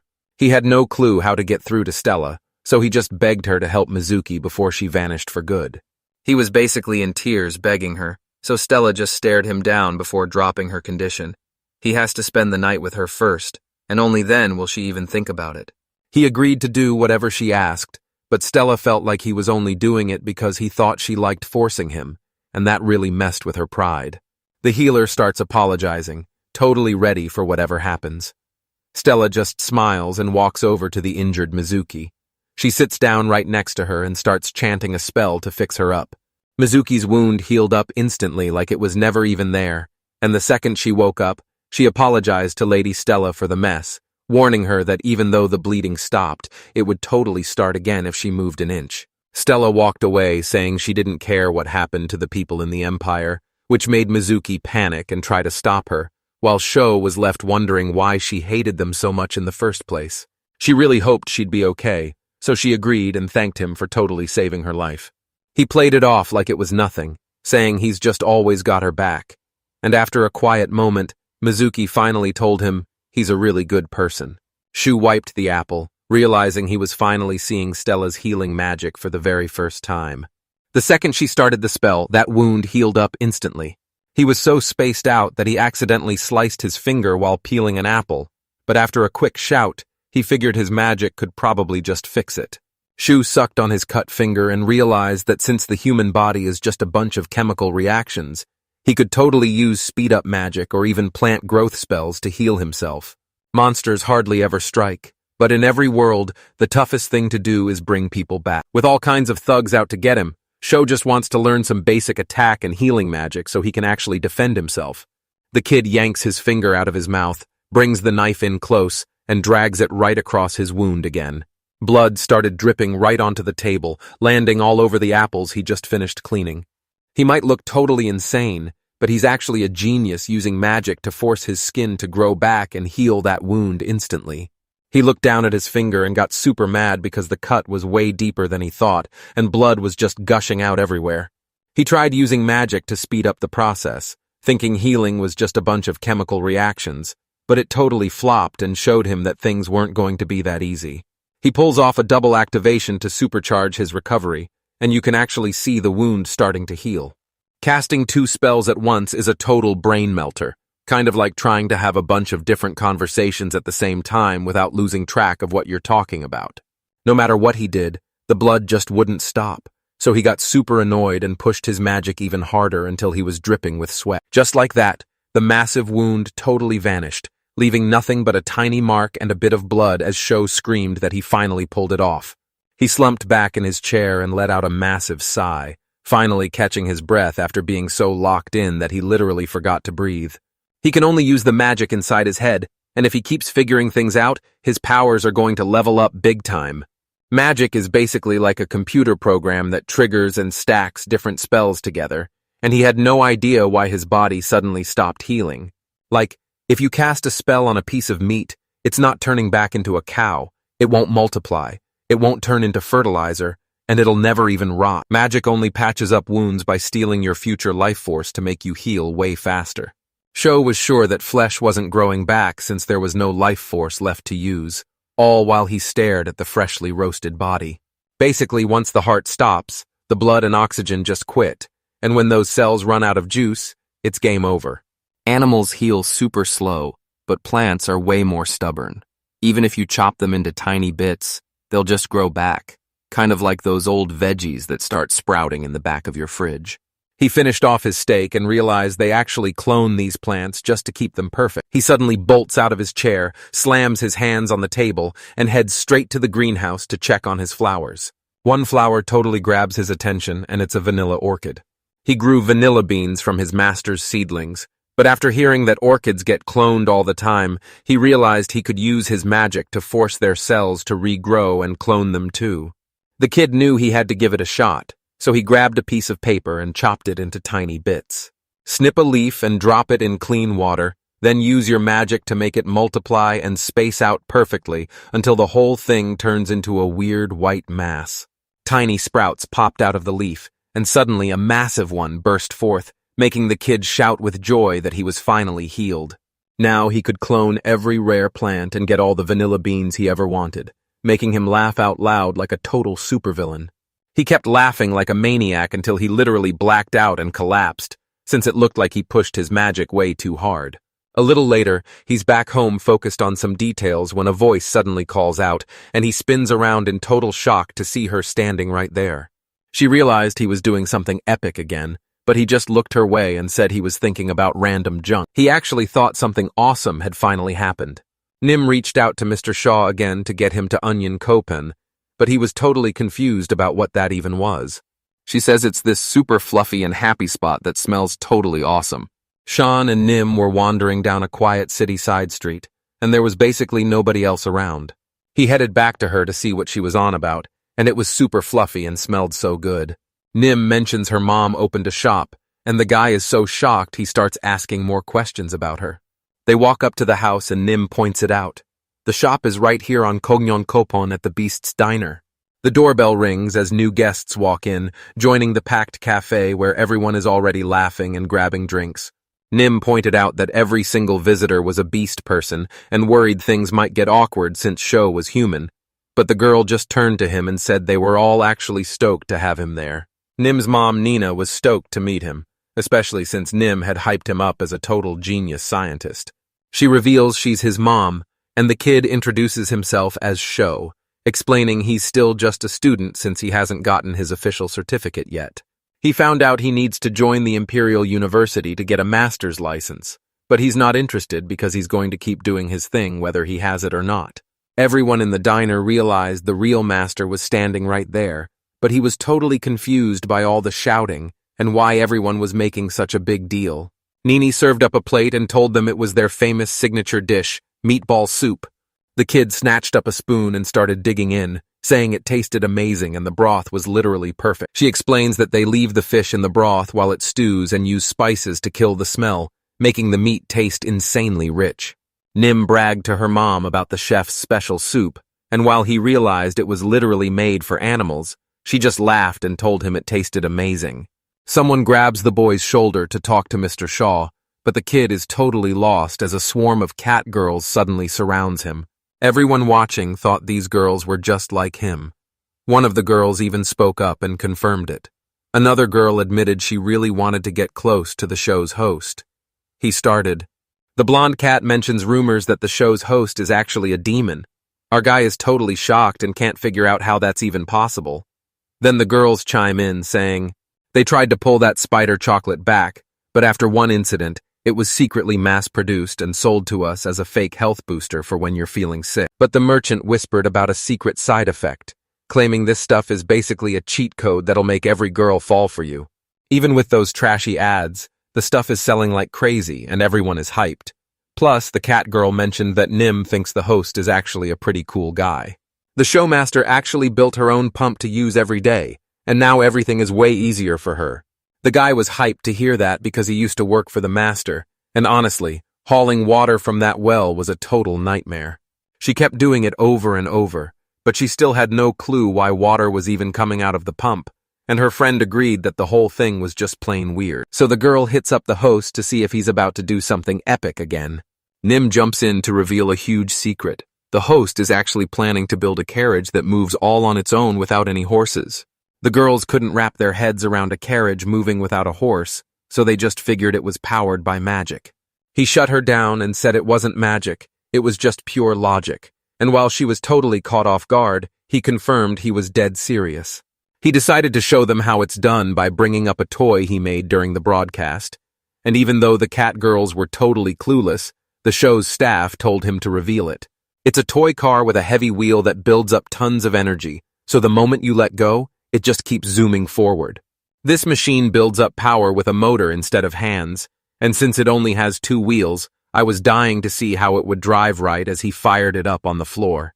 He let go of the hand to show off its moves, and as his invention rolled across the floor, the girls were instantly hooked. Out of nowhere, the cat girls charged straight for the typewriter, totally catching the guy off guard. They start wrecking the whole place and diving under tables. It was wild. All because they were... Show tried to get the girls to chill out, but Nini was totally lost and just wandered out into the hallway. The cat sits there all awkward and says their bodies just move on their own, but Nini snaps back that that's the exact reason they're failing, leaving Show totally clueless. She warns them they can't do their job if they keep jumping on everyone, because if a random rat distracts them while they're on guard, they're gonna get totally wrecked. He suddenly remembers to mention that Nim wasn't actually attacking him, she was just wagging her tail. Nina said all that intense training really paid off, and she was super proud of her. Later, they're walking through the shops when Shaw decides to grab some spices, so they head over to a shopkeeper who turns around right as Shaw mentions how unique his stuff is. I had to see if this guy was actually a pro, especially since he claimed to have some super rare ores. He hands him a stone and says it looks like a totally normal rock, which is exactly what Shaw was thinking too. But get this, as soon as the ore gets close to the knife, it snaps right onto the sword like a magnet.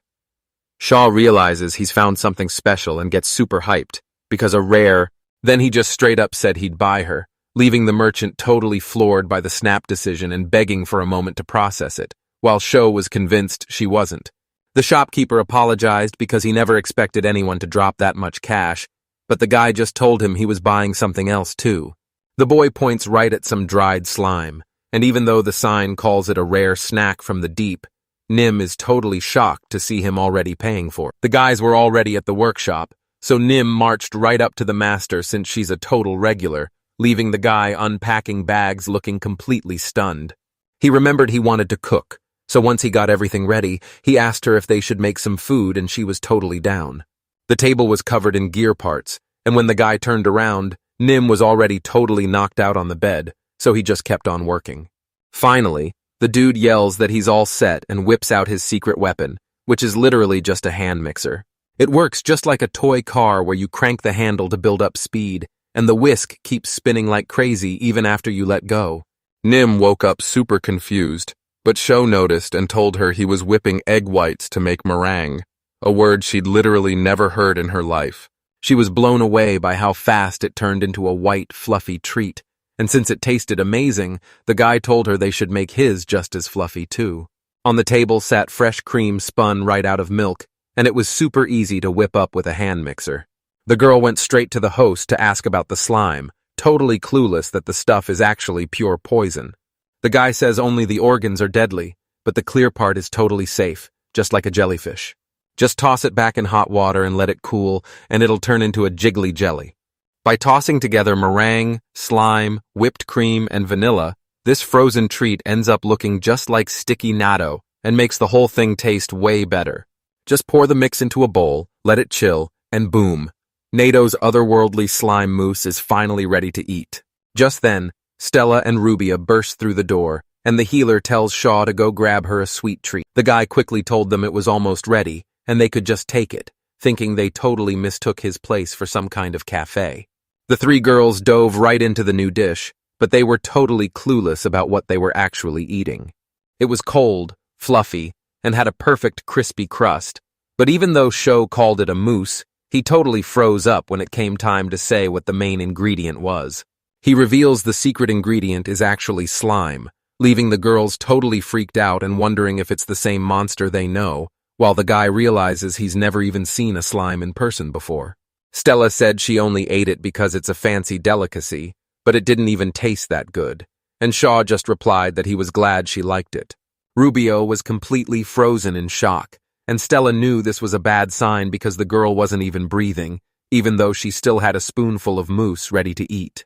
Stella called out Rubia for being super picky with her food, and Shaw just laughed awkwardly because he knew she was totally right. Whenever she spots a rare fish, a weird vegetable, or a unique dish, her first thought is always, "Can I eat this?" Shaw wants them to take notes from the Japanese, since those guys will eat literally anything on the planet. Stella couldn't figure out the smell since it wasn't gross like slime, so she guessed it was vanilla, but the boy insisted it was actually an orchid. The girl remembered she used it for its scent, so Sho instantly told Mrs. Stella they should turn it into perfume, leaving her totally stunned. He told them to mix the perfume with some alcohol and put it in a tiny bottle so they could smell it whenever they wanted. Stella lunges for a kiss, but Rubelia suddenly wakes up and looks at Shaw, making him jump before he turns to her, totally relieved she's still alive. She tried to deny it at first, but then she promised to forgive him if he made her a custom perfume, only for the workshop to erupt in screams the next day because someone thought he was... He knew right away she meant Stella's perfume, and since she was totally obsessed with it, the evil queen agreed. But Shaw quickly told her he'd already made a special batch. She sniffed a strand of her hair, hoping he'd find it sweet and delicious, and he totally confirmed it by calling her Your Majesty. She tells him to call her Lilo, but he's way too shy to use her first name, so she pouts and puffs out her cheeks since everyone is staring at them. Shao totally got how she felt since he also felt like an outcast whenever people called him a master, so he'd just call her Lila when they were hanging out alone. He wanted to make sure it fit, and Layla was totally on board right away, but then Sho suddenly remembered something and turned back to her. She was totally confused, but he just wanted to know if those chocolates were selling well, and she told him they're a massive hit. Each spider chocolate bar costs 2 gold coins, and rumors say that big-shot merchants in royalty are snatching them up as fast as they can. It's a total secret, but people have actually vanished from eating too many of these chocolates. And the boy shyly wondered if Lila was lying when she told him everything was totally normal. Every old man and pig on his hit list has already been sent straight to hell.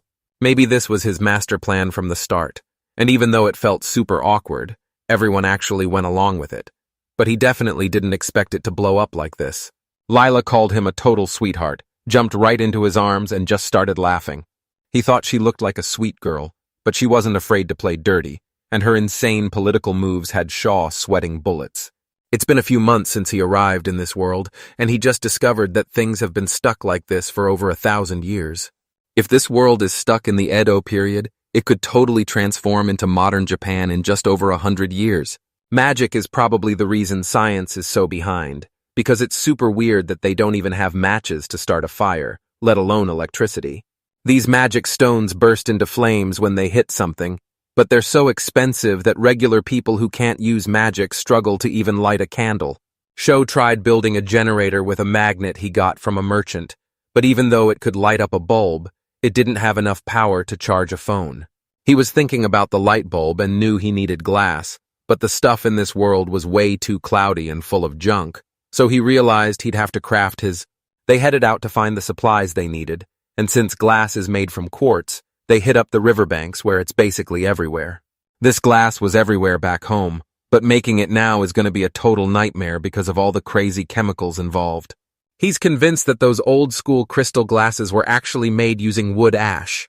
He realized that adding more lead actually makes the glass way clearer, so he decided to build the detector's scintillator out of it, since he knew the castle's supply room was already packed. Inside his house, you could hear Sho grinding away at his table, carving a glass-melting crucible out of a massive chunk of quartz. Now he needed ash, so he grabbed a mountain of firewood to melt down in a huge cauldron of magic boiling water until it was totally saturated. We've got to take that messy liquid, use magic to speed up the reaction, and turn it into a white powder that's actually potassium. Check out all that potash, but the name doesn't even matter. We just need to smash this quartz into tiny pieces so it dissolves way faster. He swapped the old wheat grinders for metal ones, using the water wheel's power to crush the grain automatically. He figured out that using magic to heat and cool quartz over and over makes it shatter into tiny pieces. He realized all over again that magic is super powerful if you use it right, making any job way easier to finish. You gotta chuck the quartz, shell, and lead into the crucible and slide the whole thing into the furnace. The lead melted right away, but the quartz didn't even budge because the forge just wasn't strong enough to hit those insane temperatures.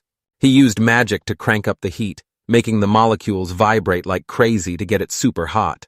The quartz starts melting into a glowing orange liquid, and then they pour it right onto a steel plate.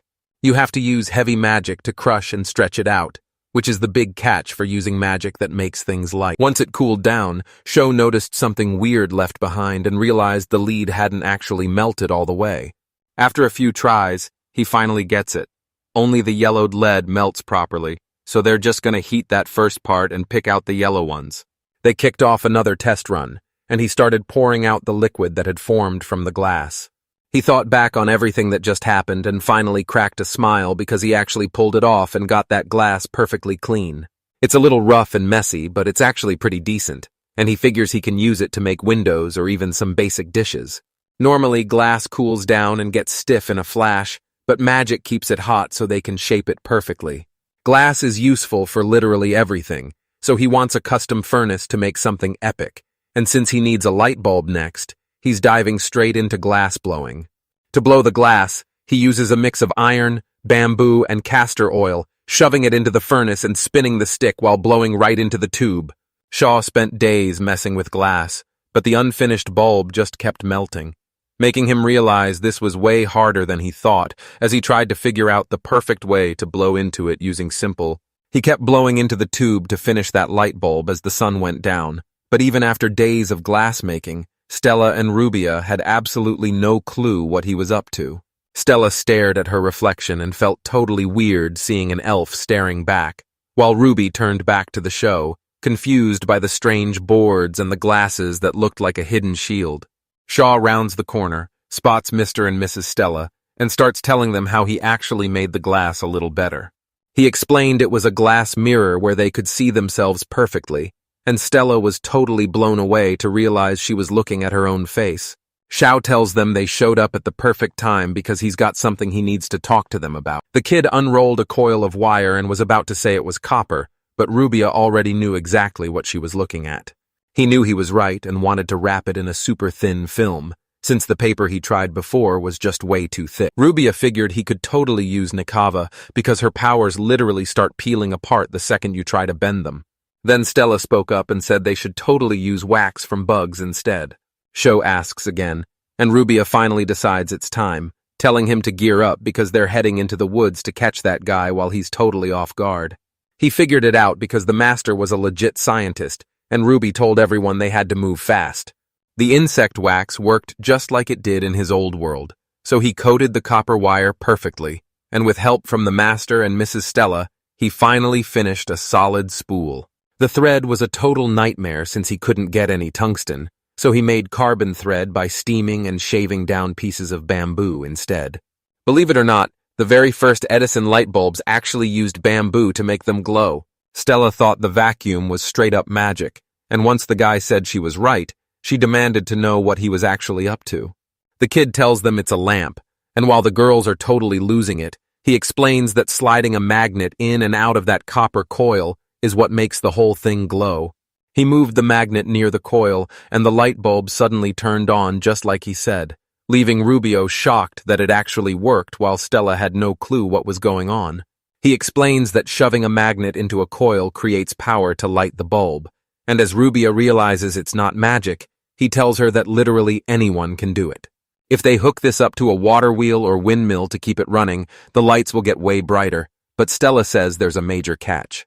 It's totally awkward when the lights suddenly flick on, and a blushing Sho begged Mrs. Stella to stop making things weird, but as he tried to dodge that clingy girl, he accidentally...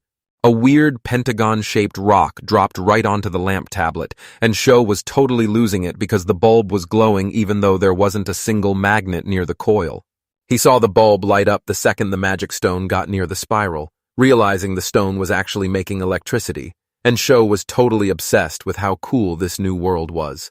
Rubia was blown away by the bulb's glow. Stella thought it felt like a crazy electric shock, and Sho knew these magic stones could store and release massive amounts of energy. He had no clue that magic stone could actually blast out electricity. Normally you have to keep moving a magnet inside the coil, but this magic stone creates a field just by sitting there.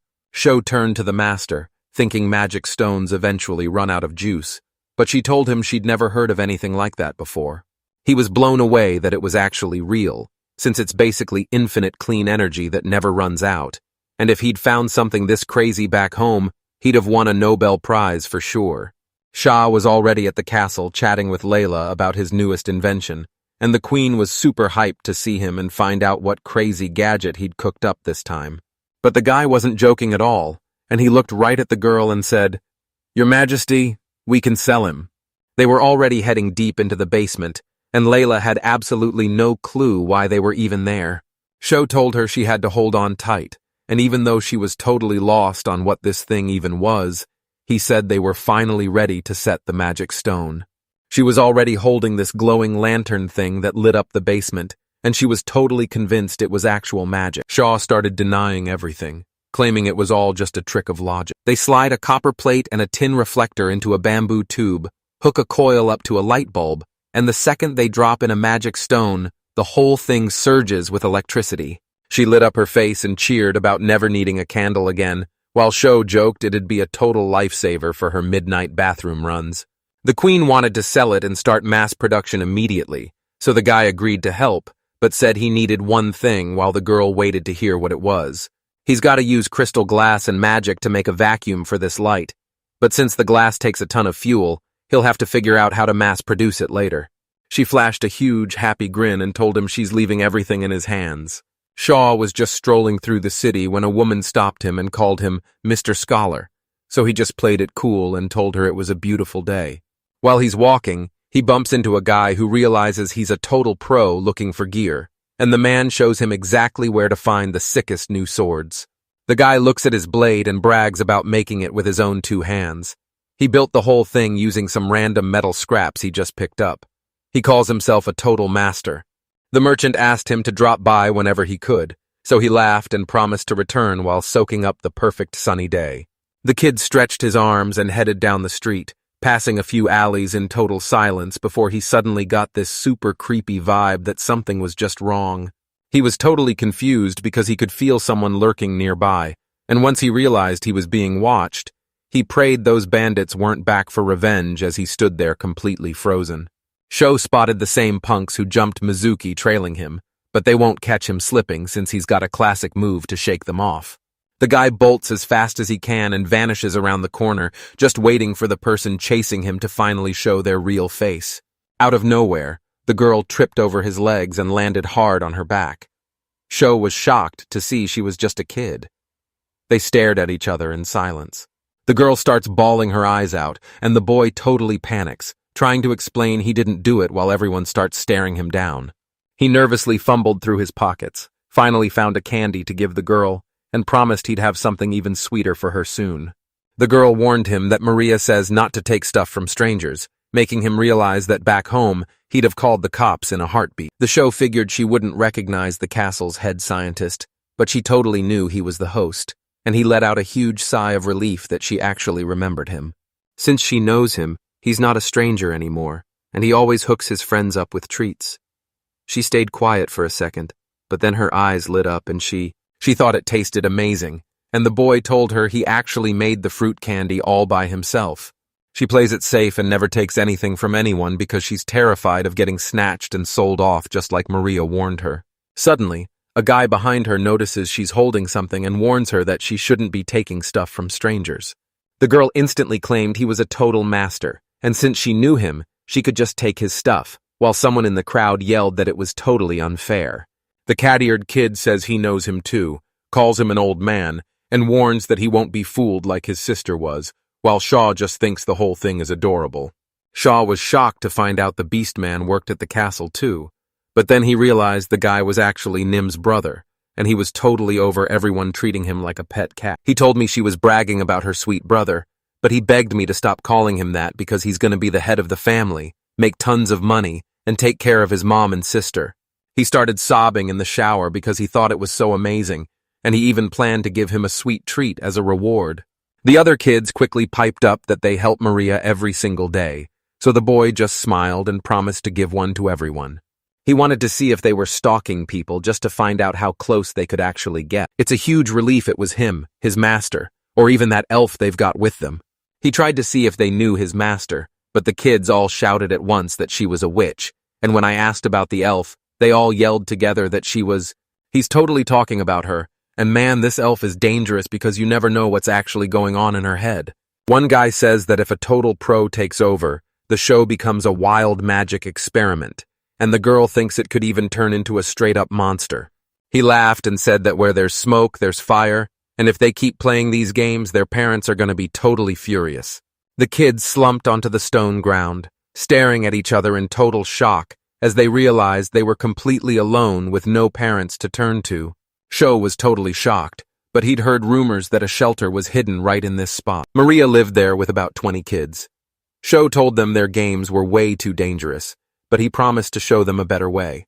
The kids were totally down for his idea. He sat down and started carving wood into a helicopter, then made them stilts and slingshots, doing whatever it took to match their vibe and keep them entertained. Shock believed every kid was magical no matter where they came from, so he did some super cool science work to make money and donated all to the shelter. He started out totally broke in this new world, but between his monthly pay of 3 gold coins and bonuses for his inventions, he's already stacked up a cool 100 coins. The sun was setting fast, so Sho told the kids they had to get moving, promising to take them to a shelter if they showed him the path, and they were totally down for it. A big 2-story house appeared right in front of them, and while the kids yelled that they were finally back, Sister Maria just said, "Welcome home," without even looking their way. Maria was just grabbing some water when she spotted a stranger with her kids, and he casually told her they'd met back in the city. Suddenly, she drops the rope, dives straight into Shaw's arms while crying her eyes out, and calls him Mr. Zero. The kid was totally blown away by what she did since he's just a regular nobody. But then the other kids told Sister Maria it was all a setup, and that he's actually... She just stared at him, turning bright red when she realized she had the wrong guy. But as she started apologizing, Shaw quickly told her it was totally fine. He had to make sure it was actually Maria, and once she shyly said it was her, a little girl rushed over to tell her about all the awesome toys Mr. Shaw built for them. She knows he's doing it all for the kids, but since she can't pay him back, she just asks him to come visit more often. Sho sat at the table and said sorry for eating their food, but Maria told him the kids were just happy he was there. Then she had everyone put their hands together and yelled, "Itadakimasu!" All the kids started chanting exactly what their teacher said, but Sho was totally lost and had no clue what any of it meant. Maria explains that itadakimasu is just a foreign way to say thanks for the food, and Zero was the one who taught her. The kid stayed quiet and asked them to wait, thinking Zero was just as Japanese as he was, while the girl turned to look at Mr. Shaw. She felt totally stupid for judging him so fast. Now she wasn't even sure if he was actually a loser. Sho was super confused because the guy looked just like someone he knew. Maria says he looks different but has the same vibe, and Zero warns he'll look like a whole new person next time, leaving Sho totally confused about what Zero is even about. She says he totally saved her life from a deadly lung disease, and he even fixed her eye that had been blind since the day she was born. Sho was completely blown away and had no clue who this Zero guy was, so he started grilling the girl to find out if he was actually some kind of elite scholar mage. She agreed right away and said it all started when she was 12, explaining that Maria was born blind and her family basically threw her away, forcing her to work in the Imperial Pavilion of the Night Sky. She caught a sickness from a guest and got kicked out of the Pavilion of the Night Sky, but as she wandered the streets, she realized her body was actually starting to vanish. She woke up in the dark sitting by a massive tree, and I decided right then that this was the spot where she'd take her final breath. A mysterious shadow appeared and asked if she wanted to live, and she answered him like she was looking straight at God himself. She said yes to his deal, and the next time she opened her eyes, that nasty cough was totally gone. When Shaw saw her looking back at him, he felt like he was staring. She said Master Zero swears God doesn't exist, and if you think he does, you're just being fooled by someone with crazy advanced tech or a total lie. The guy totally agreed, but he was dying to know what happened next. Zero told her to stay safe in the shelter with the teacher. Living with Master Zero and the other kids was actually great. They had so many happy days together. But then out of nowhere, Master Null told her he was heading back to a country far across the world. She chased after him while crying her eyes out, but Master Zero told her Maria would look after their bond, and if it was real, they'd definitely see each other again. Shaw was totally caught off guard, but Maria kept going, explaining that the Zero actually represents a deep connection between their very souls. He knew it right then. This guy was definitely Japanese, proving that Blaha wasn't the only one who had been brought into this world. She knew she'd run into Master Zero again one day, so she decided to treasure their bond whenever they finally reunited. She revealed the teacher actually died 2 years ago, and she's really hoping he can finally pass his bond on to these kids this time. The room went dead silent as he turned to Maria and told her he wasn't actually Zero, but he promised to do everything he possibly could. The guys started setting up the pipes, bringing fresh water right into the house. He hooked the kids up with water guns and gave Maria a brand new flashlight, leaving all the girls at the table totally speechless. Shaw hands the girl some coins, and she starts crying while thanking him, saying she has no idea how she'll ever pay him back for being so kind. He had Russell hook him up with a carpenter to finally get the job fixed. He was blown away by the 80 gold coins he got for the job, but to him, staying safe is way more important than the money. Out of nowhere, someone slams into Sho and sends him crashing to the ground.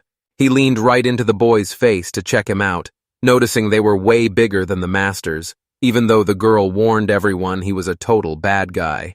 The kid tried to stall and explain himself, but this random lady had no clue what he was even looking at. She stared at his silver hair, long ears, and dark skin, wondering if he was a legit dark elf while she kept on roasting him. She was totally annoyed that he kept staring, but right as the show kicked off, he started rushing away and apologizing while she snapped back that she was the one in a hurry. The next day, Shaw swings by Nina's diner to say hi, and while she's stoked to see him, he's totally shocked to hear that someone is actually looking for him. The elf he ditched earlier was standing right there by the table, giving him the ultimate death stare. He started thinking back to what happened yesterday, but she cut him off before he could even... She showed up to find the legendary master called the Demon, but she quickly realized he was the same guy she'd already kicked out, so she's just hanging out at his favorite restaurant waiting for them to arrive. Shu got super flustered and tried to apologize for staring, but she just shrugged it off, introduced herself as Fei Fei, and called him a total master again. Out of nowhere, the girl grabs him and begs him to save her village, but the guy is just standing there totally confused. He heard the valley road to the dark elf village of Fei Fei was buried under massive landslides on both sides, leaving them totally cut off. The dark elf village is hidden way out at the end of the western canyon near Felon, and they got super lucky catching a ride with a merchant heading that way. She says they can, but with a rock that massive, they won't be able to do a thing. The kid was totally shocked by his massive size and had no clue what to do, so he figured he'd ask the wizard with the crazy magic for help. Fei thought it would cost way too much since their village is pretty broke, but real masters are built different, and sometimes they work for a cause instead of just a paycheck. He just laughed it off like it was no big deal, but he's a total sucker for a pretty face, and right then, he finally figured out what it actually takes to be a real man. He told her to just call him Sho, and she was totally down for it as they kept rolling in that super loud, rattling cart that he couldn't quite figure out. The coachman turned to the real master and told him they were in deep trouble because demons were surrounding them, with creepy eyes already peeking out from the bushes ready to strike. Fei realizes those are black wolves and that they just stumbled right into their territory. Sha was totally lost, but the girl told him she'd keep the wolves busy. Just then, the wolves started creeping out of the bushes with their sharp teeth showing. The elf looked. He used his light weight to swing onto a branch and zip up the tree, but the wolves started trying to climb up right after him. The narrator says they're completely surrounded by way too many enemies. The girl is stressed because her bow is still in the shop getting fixed. The guy starts panicking, thinks black wolf pelts sell for a ton of cash, so burning them is a total waste, but Sho clarified that he was actually talking about something else. Lightning magic fries anyone it touches and the shockwave knocks everyone else flat. But the girl says she totally gets it because if that tree gets hit, it's game over. So he's got to think of a plan fast. Then he finally got a plan. The spirit's blessing would protect the whole area. His lightning magic drops the air pressure and boils the water to spawn massive storm clouds. And while the girl thinks it's awesome, the boy is actually just using a weather simulation. Even with no water around, the forest was weirdly damp, and suddenly the sky turned dark and started blasting lightning straight at them. The boys leaped down and bolted from the tree, leaving the wolves lying there totally still, and Fei was definitely vibing with that. This guy in a wheelchair is just waiting for 2 passengers when the girl walks up to the merchant to see how much she can sell them for. The merchant wanted to make sure they were actually serious, and the girl just told him she had more than enough cash to back it up. Sho admits he's always wanted to try Black Wolf, and the girl totally agrees, remembering when a massive boulder blocked the road to her village. He stared at the massive rock in total shock, having no clue how it even got there, especially since it was so huge that the people nearby looked like tiny little bugs. Everyone was stoked to see Fei back, and she immediately told the guys she'd brought a legit master along.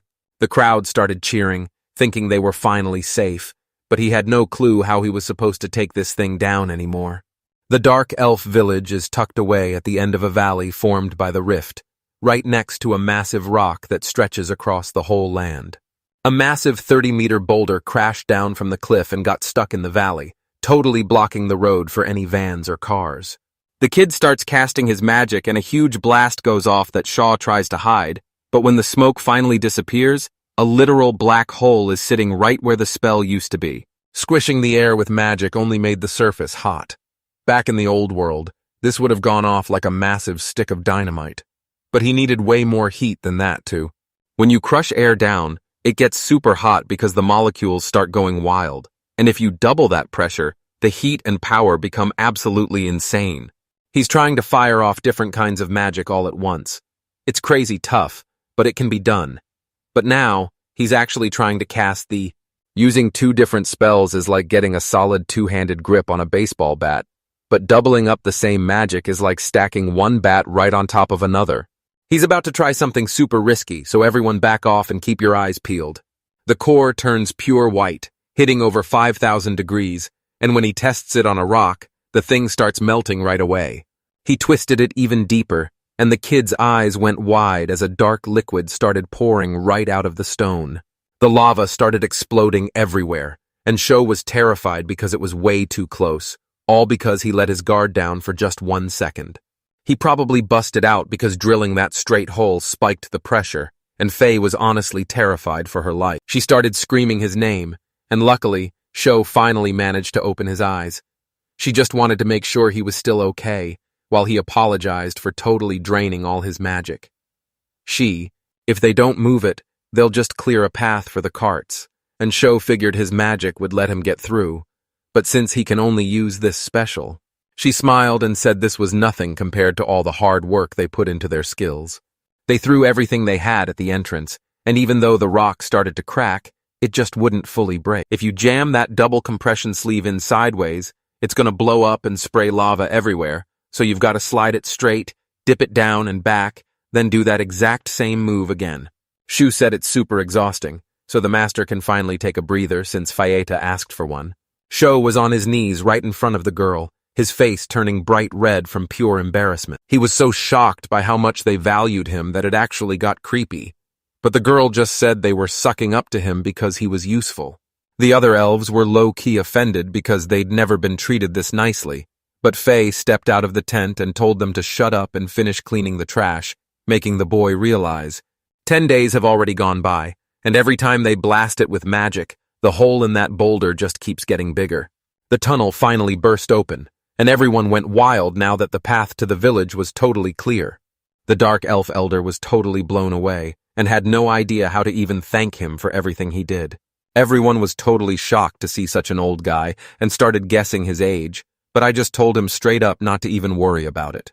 He was just hyped they confirmed the double magic worked, because Lila would have definitely screamed her head off if he'd pulled that stunt in the castle.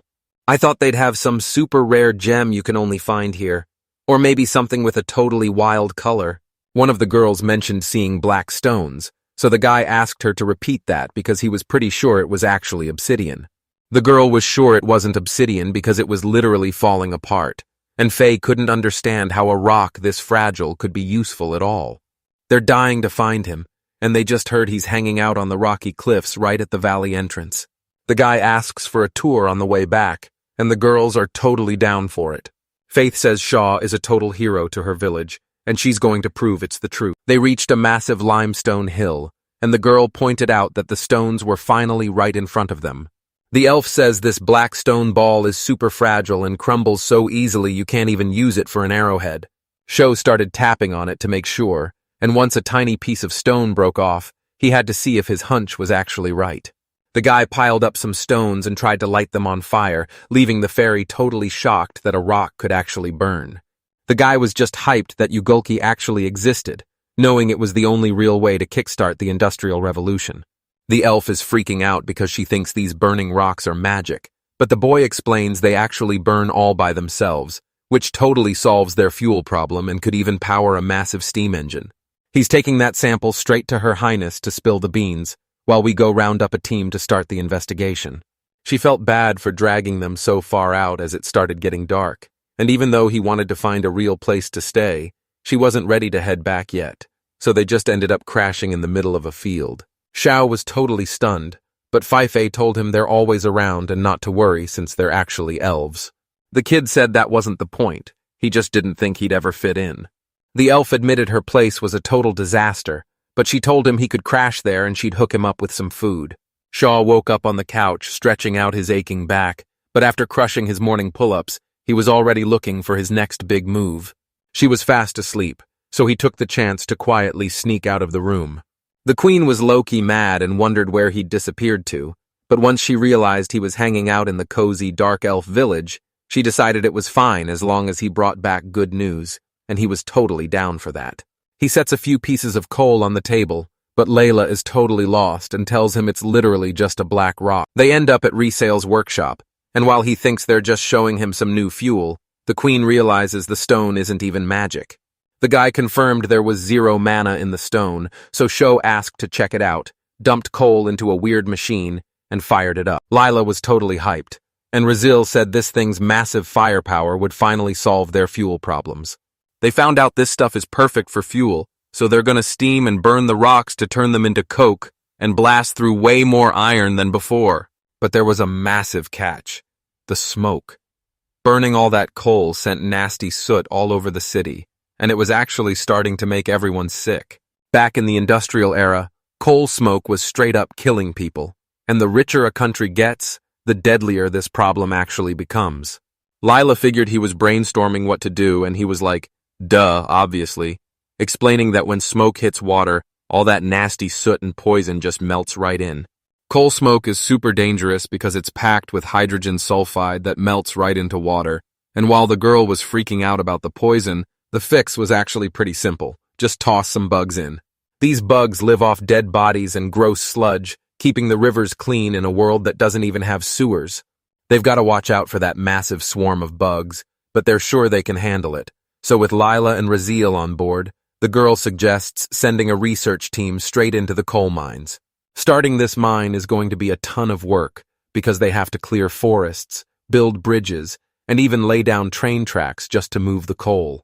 Stella grabbed the girl's attention to tell her Shaw was finally back, leaving the boy looking back and forth at the master and Stella, since he had no clue what was happening. Rubia was totally confused about where he'd vanished to for 10 days without telling her, but he just said he had some business to handle in the Dark Elf village. The girls' jaws dropped when they heard about Dark Elves, but the boy was just standing there totally clueless. The girls totally thought he was just there to stare at some huge chests, since that's pretty much the only thing Dark Elves are famous for. Xiao tells them they're totally wrong because he's actually the one fixing their problems, and while the master gets it, she's still wondering if he likes her chest or Dark Elves more. But Xiao doesn't even blink before saying her chest is the clear winner. Rubia was totally confused by his logic, but it all made sense when Faye barged in to nag Shaw for being slow, making everyone in the room give her some major side-eye. The wildest part is that an elf and a dark elf actually met, and they were both totally stunned by how the other looked. Shu felt super awkward and tried to play it off by saying it was just one of the 36 strategies. The girl screamed that the only way out was to just run, sounding totally bitter, and he just yelled goodbye right back at her. They sprinted through the shops until they found a spot to hide, and as Shaw caught his breath, he realized one thing was for sure. Elves and dark elves seriously hate each other. FEFE reveals a legend that elves and dark elves were actually family and lived together in the elven world way back when. They hated each other so much they wrecked their own world, so they moved here and promised to leave their old lives behind, leaving Shaw totally blown away by the story. They suddenly crashed the show and screamed for everyone to run as the whole city started panicking and trying to escape. A local guy stops the host and starts sobbing, begging for help because a demon literally snatched his kid. He was totally caught off guard and whipped his head around to see what everyone was running away from. This orphan kid was dangling from a massive demon's hand and screaming for help while leaves swirled around the giant beast. Everyone on the ground was begging for someone to save the kid, while a harpy held the boy in its grip, and Fei stood there totally confused about why she was even in this mess. Sho realized his lightning and Fei's magic were going to blast the kid, but the moment he asked himself how to stop it, the answer just clicked. He remembered the slingshot he made with the kids at the shelter, and realized that mixing his magic with Fei's would be enough to totally wipe them out. He knew that more speed meant a way harder hit, so he launched a massive shot straight at the monster. Heavy balls hit hard, but if magic makes it super fast and then cuts out right before impact, the power gets way more intense. Xiao was totally sure she could slice his head clean off, and he knew he had to blast him one more time. Out of nowhere, an arrow slammed straight into the monster's heart, leaving the kid totally shocked. Russell gripped his bow and called that monster a total freak. He screamed at her to drop the kid right now. The boy spotted him and thanked him for the save. Then the giant bird started howling. Fei says she's jumping into the fight and wants to crush them by dropping a ton of bricks right on their heads. The storm around the bird started going totally wild, forcing everyone to scramble inside the building.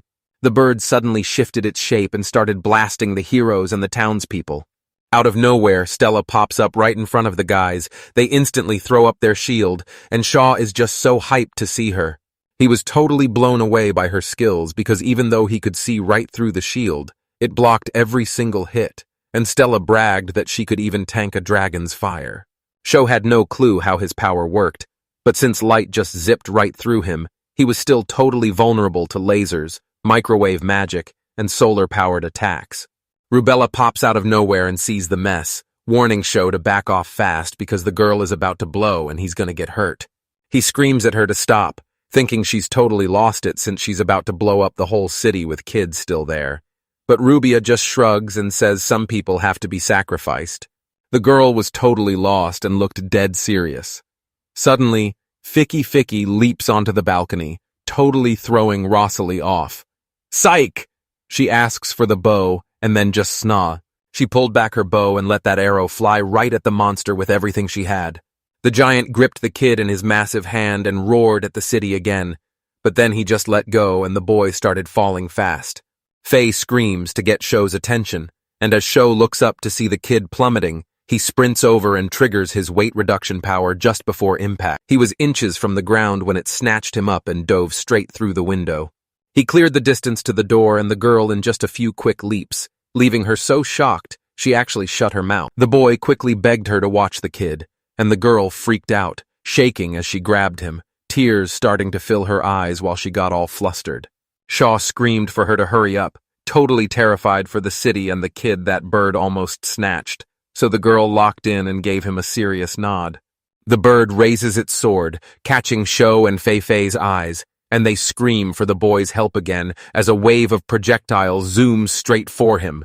He's got nowhere left to hide and takes a bunch of hits, but then one lands right on his heart, making the girl scream his name in total terror. The rocks slam into the kid and leave him hurt, making the dark elf totally freak out and scream. His phone gets smashed to pieces, and just like that, he starts seeing flashes of his. He hits record and greets the camera, introducing himself as The Show, the channel's legendary king of inventions. He shows off a round alarm clock to the camera and says they're building it today. And get this, the whole thing works completely on its own. He finally notices the recording cut out halfway, so he rewatches the footage and sees the guy asking everyone to like and subscribe.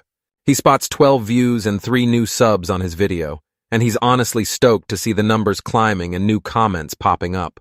Our hero is already planning his next big shot and dreaming about finally getting a sick new camera. Out of nowhere, he hears his name, snaps his eyes open, and gasps for air.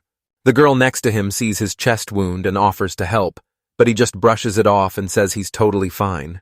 Something hidden in his pocket just saved his life, and now he's questioning why he's even taking these insane risks in the first place. He asks where the harpy's at, and turns out she's already high in the sky, circling around on lookout duty. The girl wants to blow the place sky high now that the kid is safe, but Shaw stops her because he doesn't want to trash the whole city. She asks what they're supposed to do, and he says he's got a plan, but he isn't strong enough to use magic on something that massive without it. She totally gets the plan, so he takes off running and tells her to follow him until he gives the signal to start. The kid whips up a ball and blasts it right at the harpoon, catching her completely off guard. She backs away, and Shaw screams for the master to start right now. The girl raises her staff and fires off a spell to make herself super heavy. The monster hits the ground, and our guy whips out a knife and charges straight at it. Mid-air, he makes himself super heavy and smashes the heart with everything he's got. Blood sprays everywhere as the guy hits the dirt and stops moving, and just like that, the monster is finally finished. The girl asks Sho if they're finally finished with her, and Sho just tells her she's only following her own words. The crowd goes wild because the host actually took down the harpy, and Stella's hyped since fresh harpy loot is super rare, so she's having the whole thing hauled back to the castle. Dad walks up to the kid and his mom, and they all just start crying happy tears while sharing a massive hug. Out of nowhere, Layla pops up inside the carriage and asks Shaw if he's all right, leaving him totally shocked to see her there. She heard a noise and rushed over, seeing him totally covered in wounds and asking if he finally took the demon down. He admits he didn't pull this off solo because his friends, the Master, Stella, and Fei-Fei the Dark Elf, all had his back. He gives a massive shout-out to the gunsmith for the help and is seriously thankful for the backup. To reward them for being so brave, she's handing over 2 gold coins. He asks if she wants them back, but Layla says she's totally broke right now and promises to pay him back later. The girl thanks Fei-Fei for the help and tells her she's got to come visit them soon. Back at the castle, Fei-Fei is clashing blades with another knight in a total showdown. She takes a total victory by snatching the weapon right out of her enemy's hand. Layla stands there with her hands on her hips, looking super proud and telling her that her skills are the real deal. Her assistant asked if she was really sure since dark elves are super sketchy, but she just agreed and said that even though they have a village on her land, they aren't even official citizens. They're looking to hire the absolute best of the best, and the girl mentions she knows they did everything to protect the show and keep the city safe. She says Mizuki just took off for the Empire to be her escort, but the elf isn't buying it for a second. She asks if she's actually getting paid, and Layla shyly tells her yeah. He's super hyped for his girl, and she's basically living the dream since a dark elf working in the castle is a huge deal. But while she's thanking him, Layla.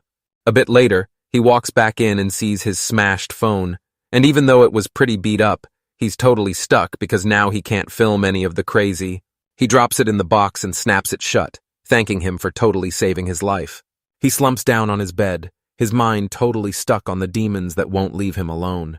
His master told him that demons in this world don't usually hunt humans, and he understood they only killed when people messed with their land.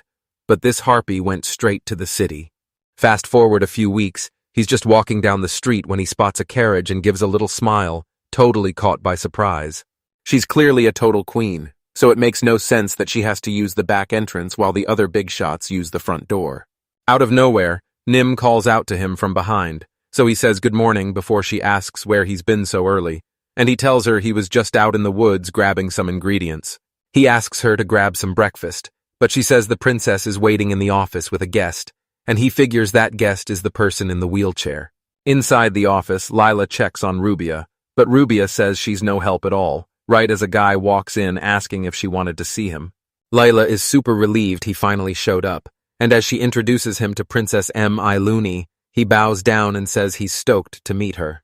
The girl with the scar reveals she's actually M.I. Luna Faltus, the first princess of Faltus, but she tells everyone to just call her Miruna. The princess says that back in Faltus, he's known as a legendary master searching for the truth, and he's the only one who can actually save her. He spots a nasty burn on her and asks what happened, so she explains that a demon jumped her while she was out in the woods picking plants for her hobby. Everyone's been talking about demons attacking people lately, but she never thought she'd actually be the one they came for. Layla's stressing out because harpies and demons are crawling all over Farland lately, but when she mentions the rumors about massive flying dragons, the kid is absolutely shocked. The girl turns to Sho and begs him to heal Maluna's injuries, but he admits that if even his master couldn't do it, he's got no chance. He remembers that in his world, they heal burns by grafting skin or regrowing it from tiny scraps. Suddenly, he remembers those orchid clones he made twice with magic and wonders if he can pull off the same trick with skin. She asks him straight up if he's got a better plan. Our guy has a plan, but it's just a theory, and he's not even sure if he can pull it off or what kind of mess it might cause. The man says it'll take some time to heal up, and the princess totally agrees, saying there's nothing good about being the royal family's ugly daughter anyway.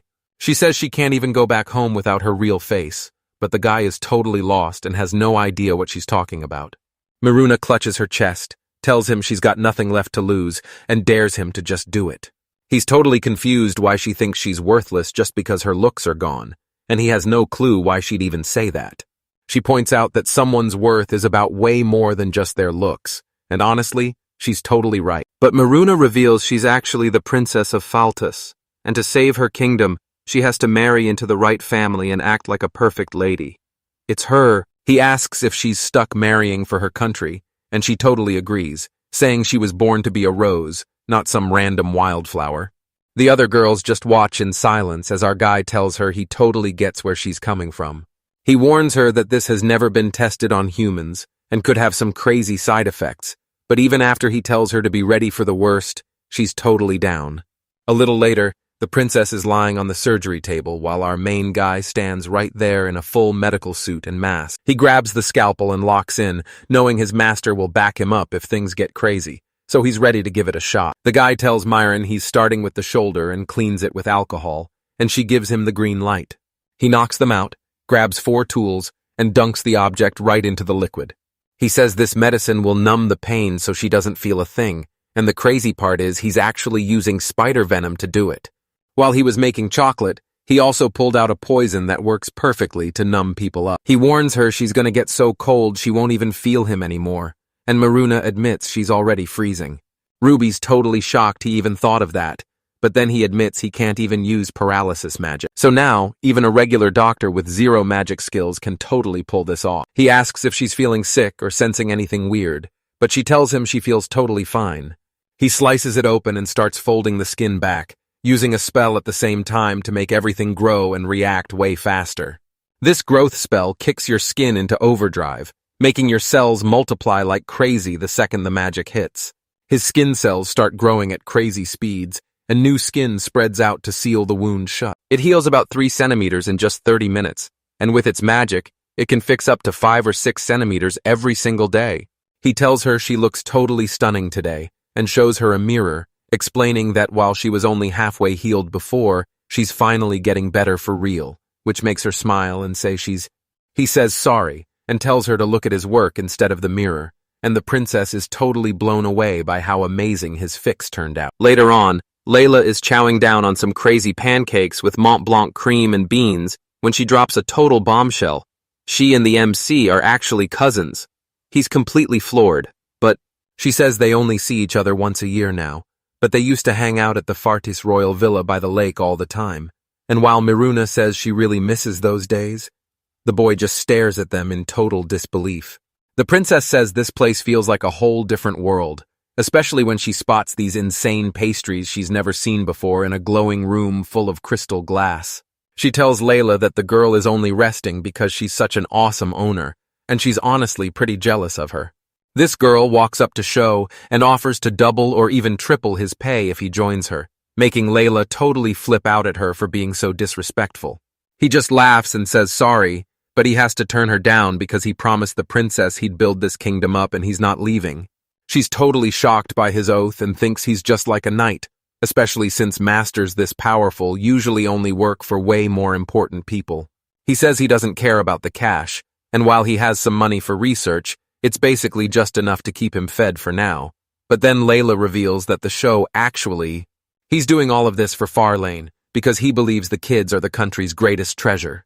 The girl thinks he's a total weirdo, but the princess says everything he's doing actually makes sense. Miruna thinks it's totally unfair to hold back a talented kid just because of their family, so she's determined to help them grow since they're the ones who will lead the country one day. Our guy wonders if the princess is secretly a pro, and Layla is shocked he didn't catch on sooner. She mentions she trained with a master, but before he can even say a word, Stella bursts in claiming she smells something sweet. Maruta says hi and mentions it's been forever, but she's actually totally shocked by this girl. Stella stares at her reflection in total shock and calls her own scar gross, which makes the main character realize she was actually the princess's mistress. She was doing fine for 3 whole days of treatment, but then day 4 hits, and Princess Maluna's suddenly catches a crazy high fever. The medicine fixed his skin and kicked his body's healing speed into total overdrive. This takes a ton of energy, and she's totally wiped out. But then, out of nowhere, in the dead of night, a show is suddenly announced. Layla asks him to come back and tell them the whole story one more time. He asks where they are, and she reminds him that this is the place where heroes come to cry over the love they never found. Our MC checks in to see how she's doing, and she tells him she's feeling way better today.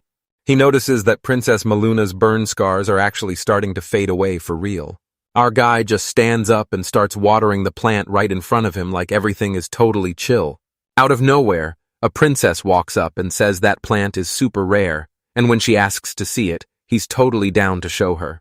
Shah says the treatment is finally wrapping up, and Maruna totally agrees, telling him she has no clue how she'll ever thank him enough. He tells her that her safety is the only thing that matters, and she turns bright red as she cuddles right up to him. He drops the funnel and tells her to knock it off, but she just apologizes and says she's never felt like this before. The hero reminds her that once her face heals up, it's time to start her job, and while she says okay, she's clearly not 100% on board. He's worried she's just mixing up her relief over her healed scars with real love, but she shuts him down and says he's actually just an amazing guy. Princess Maruna says she's just not the right fit for him, and honestly, she's totally right. She asks if their fate would have changed if they met before Layla, but he says no way because he owes everything to the princess, his master, Stella, and everyone at the castle. She's totally confused and asks what he means, so he explains he's talking about Miss Rubia, the woman who saved him in the forest and trained him to be a total master. He says this whole mess is the only reason they met, but she just laughs sadly and says she'd rather be a wildflower than a rose. As she turned to head out, the princess dropped the news that her parents were coming for her next week. Our lead is totally shocked that the king and queen are actually showing up in person, especially since she only told them her burns were healing, but now they want to see both of them. Our guy grins and says he's got to show everyone her beautiful face, and she looks back at him, smiling through her tears as she agrees. Fast forward just 1 week and Marota's face is already fully healed, leaving King Faltus and Queen Eliza completely stunned. The guy calls it a total miracle, but the girl isn't buying it until the princess herself steps up and says Sho was the one who fixed her face.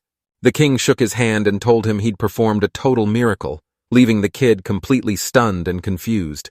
He tells them it's not a miracle, but just a mix of logic and magic that worked because the princess was strong enough to survive all that brutal treatment. The king wants to reward him for saving the princess from a total disaster, but our guy just says that even the strongest masters bow to the king.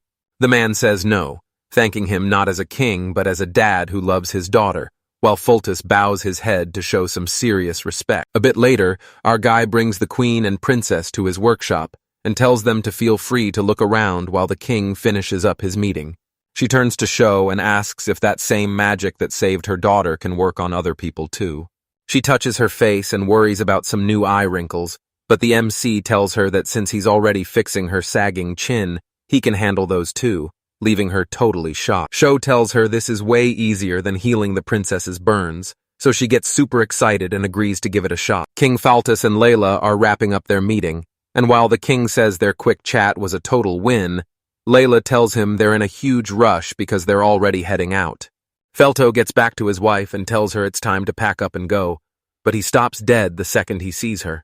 He asks Eliza what's up with her face, and she just laughs, totally hyped that he actually noticed.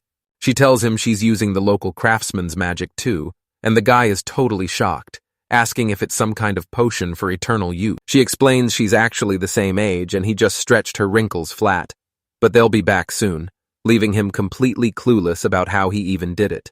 The king swears his magic is a total hit with the ladies, and pretty soon, every royal and noble across the land is freaking out over his crazy healing powers. Once the princess got her glow back and the queen looked young again, every royal family and noble lady started flooding them with requests and marriage proposals. Our MC operates on this woman and tells her he's freezing her skin, and even though her wrinkles and sagging vanish day by day, he's actually miserable and almost starts crying because Layla and Sho are just chilling over some tea when she notices he looks totally wiped out. And while he explains that all these daily jobs are actually killing him, Layla's just hyped. She remembers how Miruno got swamped with offers the second her face was fixed, so she straight up asks if she used to be ugly. He asks if Princess Miruno will ever find a decent match, and the queen says there are tons of people who date her just to make themselves look good. Way back in the alleys, she's found the perfect guy for Maruna, a super reliable dude named Viscal Farasi, who everyone trusts because he's actually a solid guy. She's convinced he'll never be a family man and thinks the title is way too weak to recommend, but he just shrugs it off, saying the name can be whatever, and giving her he offers to handle the crystal making and announce that the Viscount mastered mass production, which will boost his rank until he finally becomes a duke. The girl thinks it's a total lie, but the boy says it only looks that way at first, because he's sure Princess Maruna learned from a real master, and is the only, The queen reveals that Princess Maruna was actually in love with him, and calls Shaw a total jerk, but he's just standing there completely clueless. The princess sent a letter to Faltus to introduce the Viscount, hyping up all the massive projects on his land and promising that big things are coming for them. Princess Maruna fell for him instantly, and now they're officially engaged. Our hero swung by the Viscount's place for a bit to show them the secret to making glass. If he takes charge of the glass factory, every other project is going to crash and burn. But to keep the people of Far Lane safe, he knew he had to go through with it. It's been ages since our boy was back at his teacher's place deep in the forest. Rubia's super worried and asks why he traveled all this way, but he just says he came back the moment he heard a demon attacked the harpy. Basically, if things get messy, Farlene needs to know how to fight for real without leaning on his magic. So that's why he's trying to whip up some fire potion, which is actually just straight up gunpowder. She's totally shocked and asks if he's actually using that as a weapon, and the show confirms that yeah, it's definitely for fighting. He's a total master, and knows she's already picturing how crazy that weapon could get. So Rubia thinks it over and agrees to just stay out of his way. She warns Shaw that if he tries to use it for evil, she's the true master and will do whatever it takes to shut him down. But the guy just grins and tells her he's actually happy she's his mistress. He says he can finally get to work, but since things are getting dangerous, He tells her to stay right by his side. He gets straight to work making gunpowder, and he's actually using saltpeter to pull it off. To pull this off, you've got to grab some forest soil and some manure from the owner's yard. Basically, it's just a pile of its owner's junk mixed with a little bit of its own. He mixes manure and soil with a magic spell to make it rot way faster, and it starts smelling totally gross. Our MC plugs his nose at the nasty stench and wonders why he's still so lost in this new world, while Shaw tells himself he's doing all this for the sake of the kingdom. The stench is totally gross, but it actually reminds him of growing up in a village where sewage trucks were always around, so he just tosses some crushed-up pills right into the mess. Suddenly, Rubia pops up, pinches her nose, and asks what that gross smell is. He warned her to stay home because it's way too dangerous, telling her she'd better plug her nose. She screams that she's totally lost, because a master should definitely see the exact moment their student finally figures things out. She gets close but immediately bails because the smell is just too much, even though he totally warned her. He tells her she can watch, but she better stay way back. The fermentation is going totally wild, and since he knows there's nitrate in that liquid, he's gonna pull it out because it dissolves in water super easily. He's gotta dump this stuff into a pot and blast it with magic, even if it's gonna be super gross for whoever's watching. Once everything is processed, you've gotta boil all the water out of the kettle. Now the walls are covered in a thick layer of sharp white crystals. These right here are the nitro crystals. The batch is super messy at first, but they can make it perfect by refining it over and over. Rubia asks if he's making fire potion, but Sho says it's just one ingredient, and he'll finish the gunpowder tomorrow once he gets some charcoal and sulfur. She thinks it's super weird he made something out of that stinky smell, but he just tells her it's made of trash, and when she asks if it's her own garbage, Rubia is absolutely losing her mind and screaming, while Stella is cracking up in the workshop because Shaw literally turned Rubia's poop into a weapon, leaving the person next to her totally red-faced and annoyed. She tells him it's no wonder he reeks, but he insists he's totally clean and starts wondering if his own nose is just broken. Steele uses a cleansing spell on him, and he's totally shocked she can just delete smells like that. Talk about a super useful power. She asks him straight up what he's actually going to do with those crystals. He tells her the secret formula. Mix sulfur and coal with the saltpeter in a 7-to-2-to-1 ratio, then has her grind it all down into a super fine powder. Stella's like, "Is this thing even a weapon?" But Sho tells her to just give it a shot, and it works by sucking out the air so it doesn't catch fire. He torches it with a candle, and as it goes up in flames, Stella asks what the big deal is. The Sho says it needs to be pressed, and while the girl is totally shocked, he explains, you just gotta wet it with water and wrap it in some cloth. It's ready to load, but they use magic to crush it down instantly because that makes the whole reaction way more efficient and powerful. Once it dries out and gets crumbly, magic smashes it into tiny bits and sets them on fire all over again. He grabs a candle and lights the gunpowder on the cloth, making the whole thing burst into a massive fire. Rubia thinks this is a whole different story. Stella is totally hyped, and now the black powder is finally ready to go. All he had to do was grab the gear from the dwarf master and bring it straight to the queen. A little later, the queen asks if he's built anything else, and he's like, "Yep," telling her she's got to check this out. He pulls out a basic break-action gun, but the barrel and bullets were actually forged by their dwarf craftsman. She asks what it is, so he explains there's gunpowder at the bottom of the tube and drops a lead bullet right on top. He fires at the mannequin and the bullet punches right through the armor. The three girls are totally shocked when he explains that the lead bullet actually ripped right through the armor. They'll rip straight through anyone wearing armor and can even take down demons with super tough skin. Layla asks if it's magic, but the Sho tells her straight up, it's actually just science. She asks if anyone can fire this thing without training, and if it means even regular girls and peasants can finally take down monsters. The kid agrees, and the queen leans on her hand, admitting that the truth is actually pretty terrifying. Out of nowhere, he starts laughing and asks why they're so scared since she's definitely going to find a use for him, leaving the girls totally lost. The queen tells him to quit playing games, and he does exactly what she says. He refuses to sell any weapons or gunpowder, saying he's keeping them all to defend the country if things get ugly. Gunpowder is actually a huge help in daily life, since it blasts through rocks to make mining coal way faster. Stella warns that if this thing spreads, it'll be like opening the gates of hell, just like how dynamite was made for building, but immediately got turned into a weapon for war. The old world's history proves that peace never lasts, and our hero is dead set on making sure this new world doesn't make those same massive mistakes. Layla knows that if some powerful person gets their hands on this, it's going to start a massive war, and after the harpy attack and the drama with Maluna, she can tell the demons are finally making their move. Everything is going south as they start hunting down the townspeople, and the girl knows that as a royal, she's the only one who can step up and protect her people. She puts him in charge of making the weapons. He tells her he's totally on it, and Layla warns him that this info has to stay a top-level state secret. He started making gunpowder all by himself, because letting anyone else help would totally leak his secret. With the secret cash the princess gave him, he decided to buy a bunch of animal manure because he was sure it would totally supercharge their production speed. Their stash is growing fast, but they have to be super careful with the gunpowder because even a little friction or a tiny static spark could blow everything sky high. They keep the stuff wet and smear it all over the castle, then just use magic to dry it instantly when the time is right. So he decides to build a brand new weapon, and a little later, they take the anti-aircraft gun to the range to test it out. But as soon as they fire it off, Kaka and Tika think it's awesome, and they're actually Chika's twin brothers. These dudes used to be hunters with crazy good eyes, and Kaka says that's their secret weapon, while Tika totally agrees because they can literally spot an animal from 1,000 kilometers. He jokes that they're already super close, and Layla is hyped that he flew so far, asking him exactly how far he can go.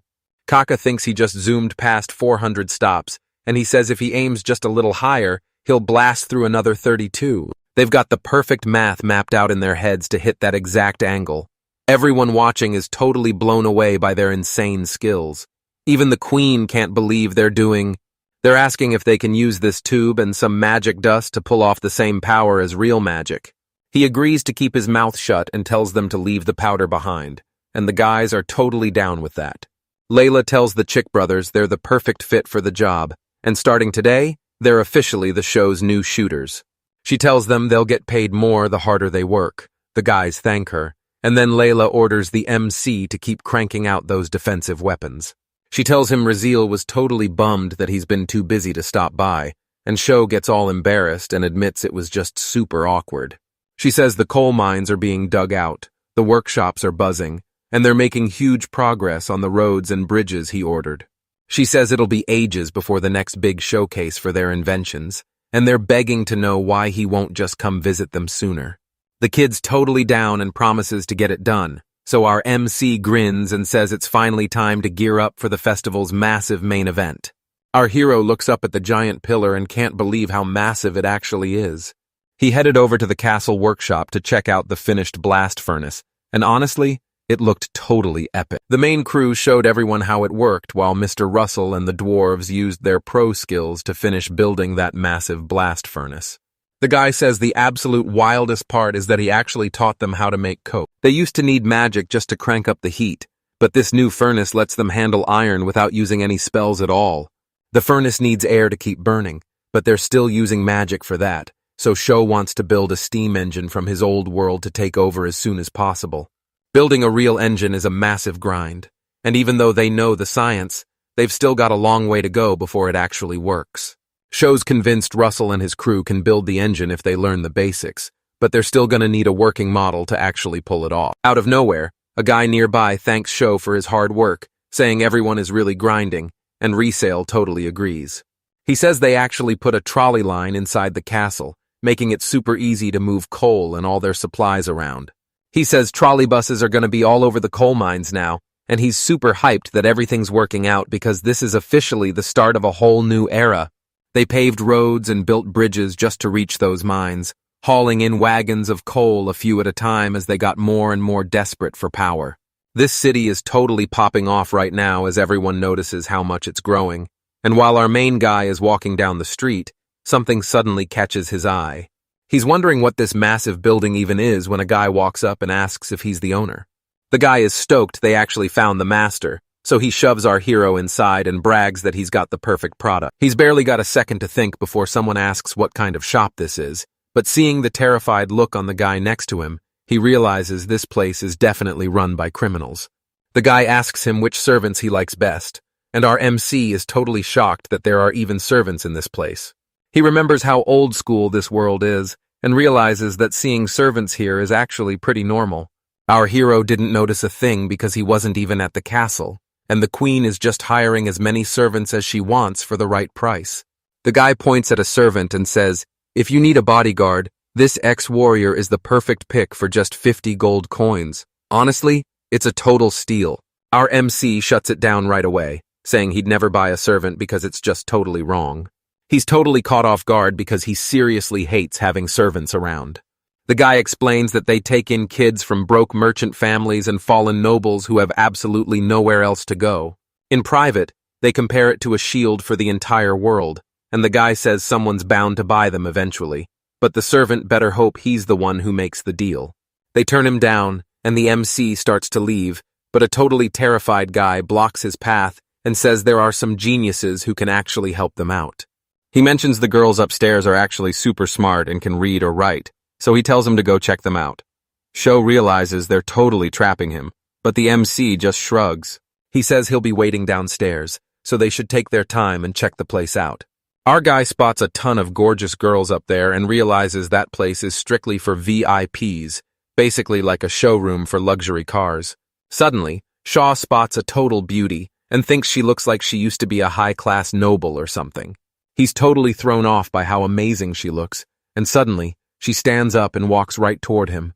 She walks right up to the bars and gives a deep bow. She thanks him for the ride and calls him Mr. Zero, leaving Sho totally stunned as he remembers exactly what Maria said about that name.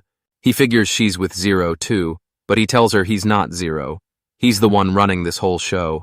And when he asks if she knows him, he asks if she knows Maria from the shelter and if she helped treat her sickness, and the girl tells him, yeah, she was part of it.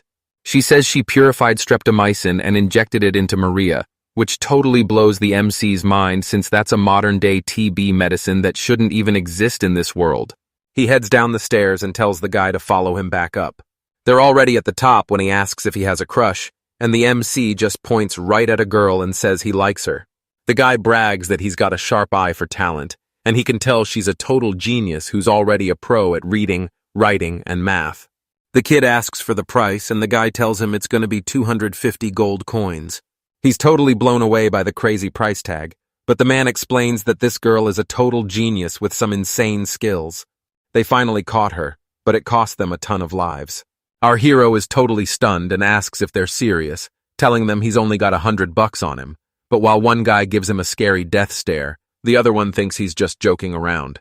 He gets a sudden idea, hands them a piece of fruit, and asks if it'll actually fit. Lisi says it's just some tiny fruit for sale, but the other guy is totally lost because even a gross, rotten fruit costs 100 gold, while a single raspberry goes for 300 or 400. The guy just smirks and says he'll settle for the berries since there's no gold, and even though he's dying inside over how much those berries cost, he keeps. Her name is Nanami, and even though she's answering his questions, she's being super mysterious, making him wonder if Maria knows the real story. After a while, Maria starts wondering why she's even there, so the MC asks if she recognizes them, and she tells him it's the doll Mr. Zero brought, which, she thought it was one of his people at first, but Zero-sama tells her it's actually a robot. Our guy is totally shocked and asks if she's some kind of robot, and Nanami basically says yes, hinting that she's just a programmed machine with absolutely no free will. She admits he's totally right, and the whole crowd is completely stunned. He points out how soft and warm she feels, realizing she's basically human as he notices her hair, her lips, and even her teeth and saliva. The guy leaned in super close to peek inside her mouth while Maria stood right there, totally losing her mind at what she was seeing. After apologizing for the weird move, he started grilling Anami. She swears her body is totally human, explaining they split up after an accident and she has no clue where he went, while the MC admits he was really hoping they'd find him. She feels totally safe as long as he's close by, so she begs him to come back to them. A bit later, the MC asks Nanami for the square root of 2, and when she asks how many digits he wants, he tells her he needs 10 decimal places. She rattles off the number 1.414213563, and when Sho tests her with the cube root of 2, she fires back 1. He's crushing these insane math problems instantly, no matter how many digits they have, so the show literally calls him a human computer.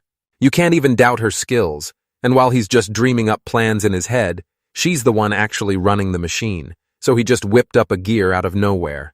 He can now picture all those super complex gear designs in his head and get every single detail perfect in an instant.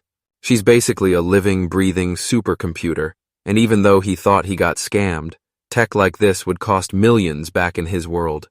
He remembers a guy telling, he's got the most insane assistant Zero's ever seen, and now he feels like he can create literally anything. A bit later, the MC and Layla hopped in the car and took off while she shouted about how awesome it was. She asks Sho if this is his carriage with no horses, and he says yeah, telling her to just call it a car since it drives itself. She totally loves the name, and he explains that since it's a machine, it won't get tired like a horse, and can keep going all day as long as it has gas and water. Layla admits she was totally confused when he first brought that new girl around, but now she sees she's actually a massive invention, even though the guy has no clue who she's even talking about. The Masters almost lost it on Nanami, but his skills were so insane that he totally saved himself, making Ami look perfect and showing everyone his true power by building a literal steam engine. This engine runs entirely on steam, burning coal to boil water and blast it through tubes to keep those pistons pumping back and forth. This back and forth movement gets turned into a spin by the crank and flywheel, which sends all that power straight to the wheels to get them rolling. This is the most legendary steam engine in their world, and even though the design is super sketchy with missing details, they still manage to build a working copy.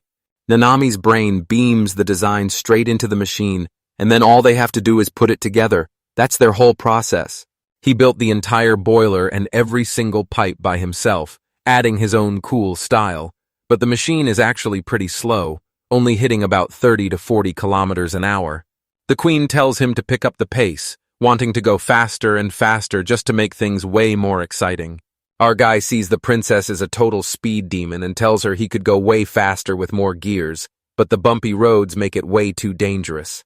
Once those tracks are finished, they'll be able to travel way faster and stay safe. But Lila is totally lost until Sho explains it's just like the railway they built inside the castle.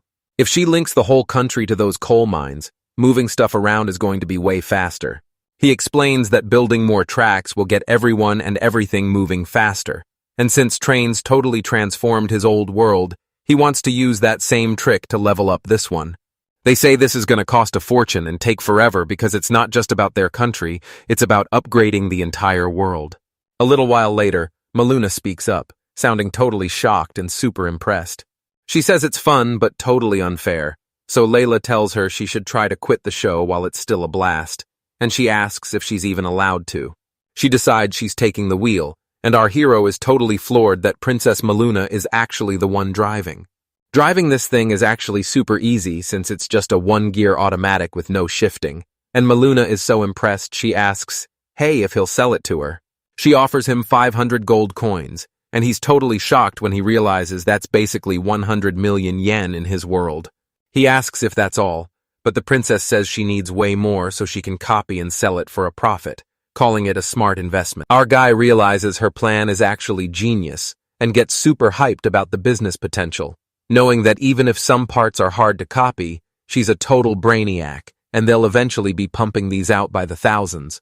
He knows for a fact he's going to have to ditch her car later. After seeing exactly how that steam engine worked, the master headed straight to his workshop to build one himself. The guy thinks the design is totally genius, but it actually started out as just a basic steam engine for pulling coal carts. Normally, this would take 10 years of research, but they built a legit moving car in only a month and a half. The festival is finally here, and it's time for Farlene to show off his big invention. Right at the festival, the queen stands before the crowd and thanks everyone for showing up. She tells everyone that the guy next to her has to give a speech before the festival starts, and he's totally lost while the whole crowd stares him down. Our MC greets the crowd like a total pro, calling himself a showman and revealing he's actually the student of Master Rubia. He says they're heading to the exhibition halls all around the castle to check out all the cool inventions their country has built from scratch.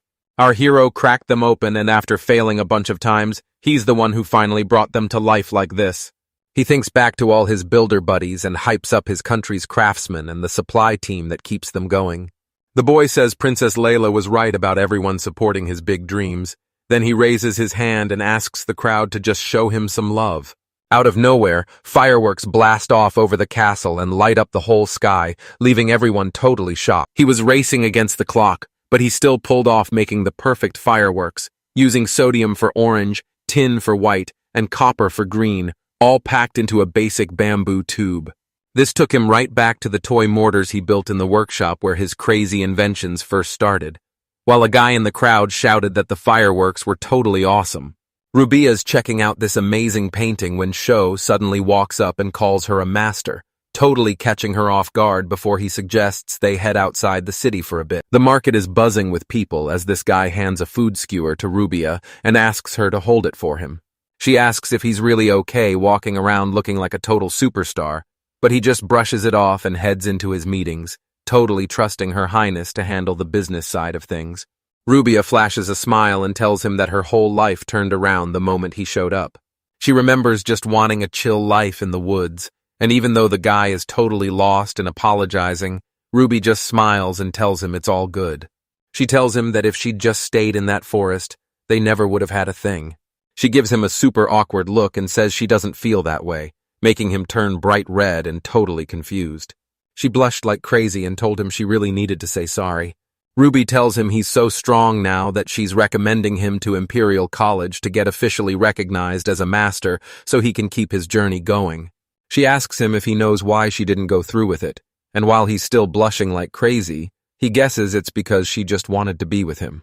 He turns away, saying he's over all these rules and he's not leaving the far lane for anyone, but then he admits he actually needs to apologize.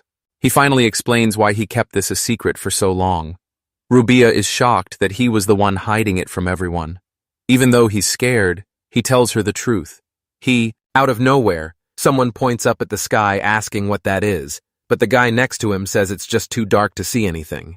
One person thinks it's just a bird, but another realizes it's way too big, and then a guy screams that it's heading straight for them. He's completely losing it and can't believe his eyes, because standing right there is a massive dragon. A massive monster starts trashing the city and everyone is losing it, but our hero is just standing there totally stunned by this giant dragon. This giant dragon streaks across the sky and everyone hits the deck in pure panic, but then it just bails, leaving our MC staring as the confused crowd wonders what just happened and someone asks if it's finally gone. The guy asks what that was all about, then everyone checks on Rubia to see if she's okay, but she just tells them she's totally fine.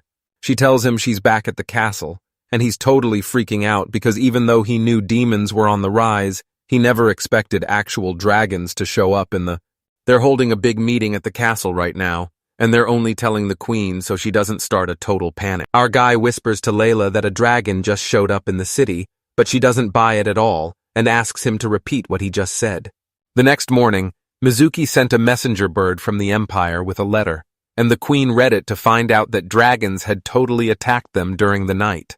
She was totally freaked out by the letter while the Empire was literally burning from dragon fire, and Sho realized it was the same beast they saw yesterday, but Layla says it already flew west. He asks her what she means, and with a look of pure terror, she tells him he's going to end up right back here again. Everyone's losing it, so the queen tells her assistant to get Mizuki to safety right now, while Shaw realizes the city is 400 kilometers away and asks how fast these dragons can actually fly. Stella tells him they're cruising at 50 to 60 leagues an hour, and he repeats the number back like he can't believe they're going that fast. 1 league is basically 1.6 kilometers, which means this thing is flying at a crazy 100 kilometers an hour, and based on Mizuki's letter, that dragon is going to be on top of them in just 2 hours. Our MC asks Stella and Fei if they've ever fought a dragon since they've been around so long, but Stella gets totally shocked and tells him to quit bringing up her age. He warns the kid to expect magic fire shields, while the girl reminds him they're up against literal legendary monsters. The elf says ancient books claim dragons used to feast on humans and torch entire continents with their fire breath. Sho and Rubia are totally shook by what she just said. The MC's head starts throbbing as they fight back tears, and Layla insists they have to do something right. This guy suggests they get everyone out of town and hide them deep in the forest.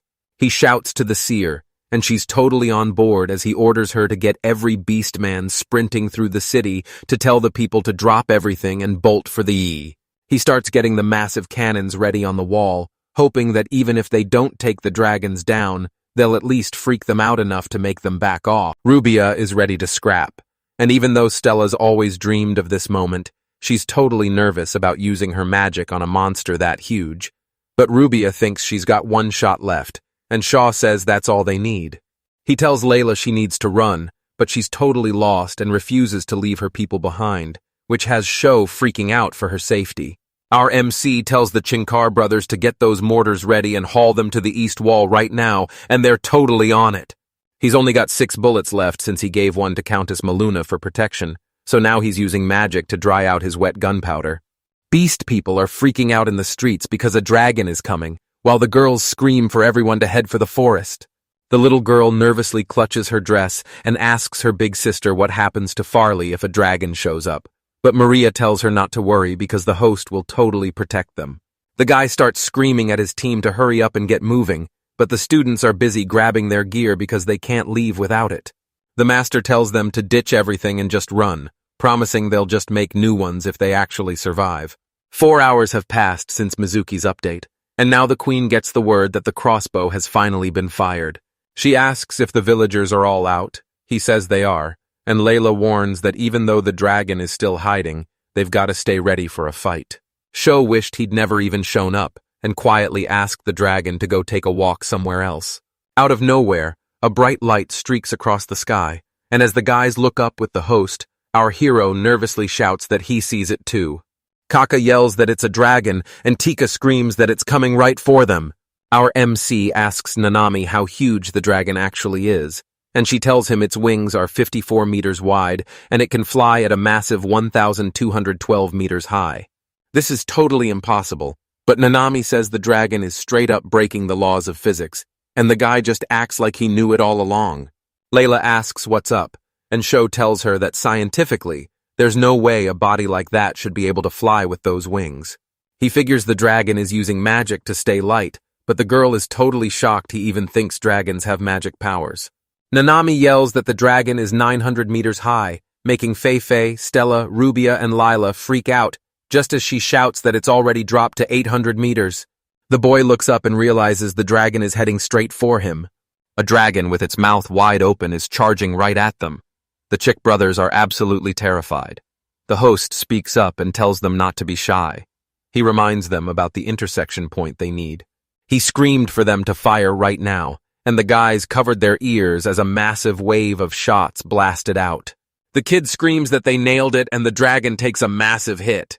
They've got to find cover from the wind right now. That dragon is screaming its head off and getting way too close to the wall. The queen yells for everyone to stay brave and get... Everyone starts raining arrows down on the dragon, and Tika and Kaka fire off another huge shot. The dragon is covered in a magic shield that catches our hero off guard, while Layla is totally stunned that he can even use magic.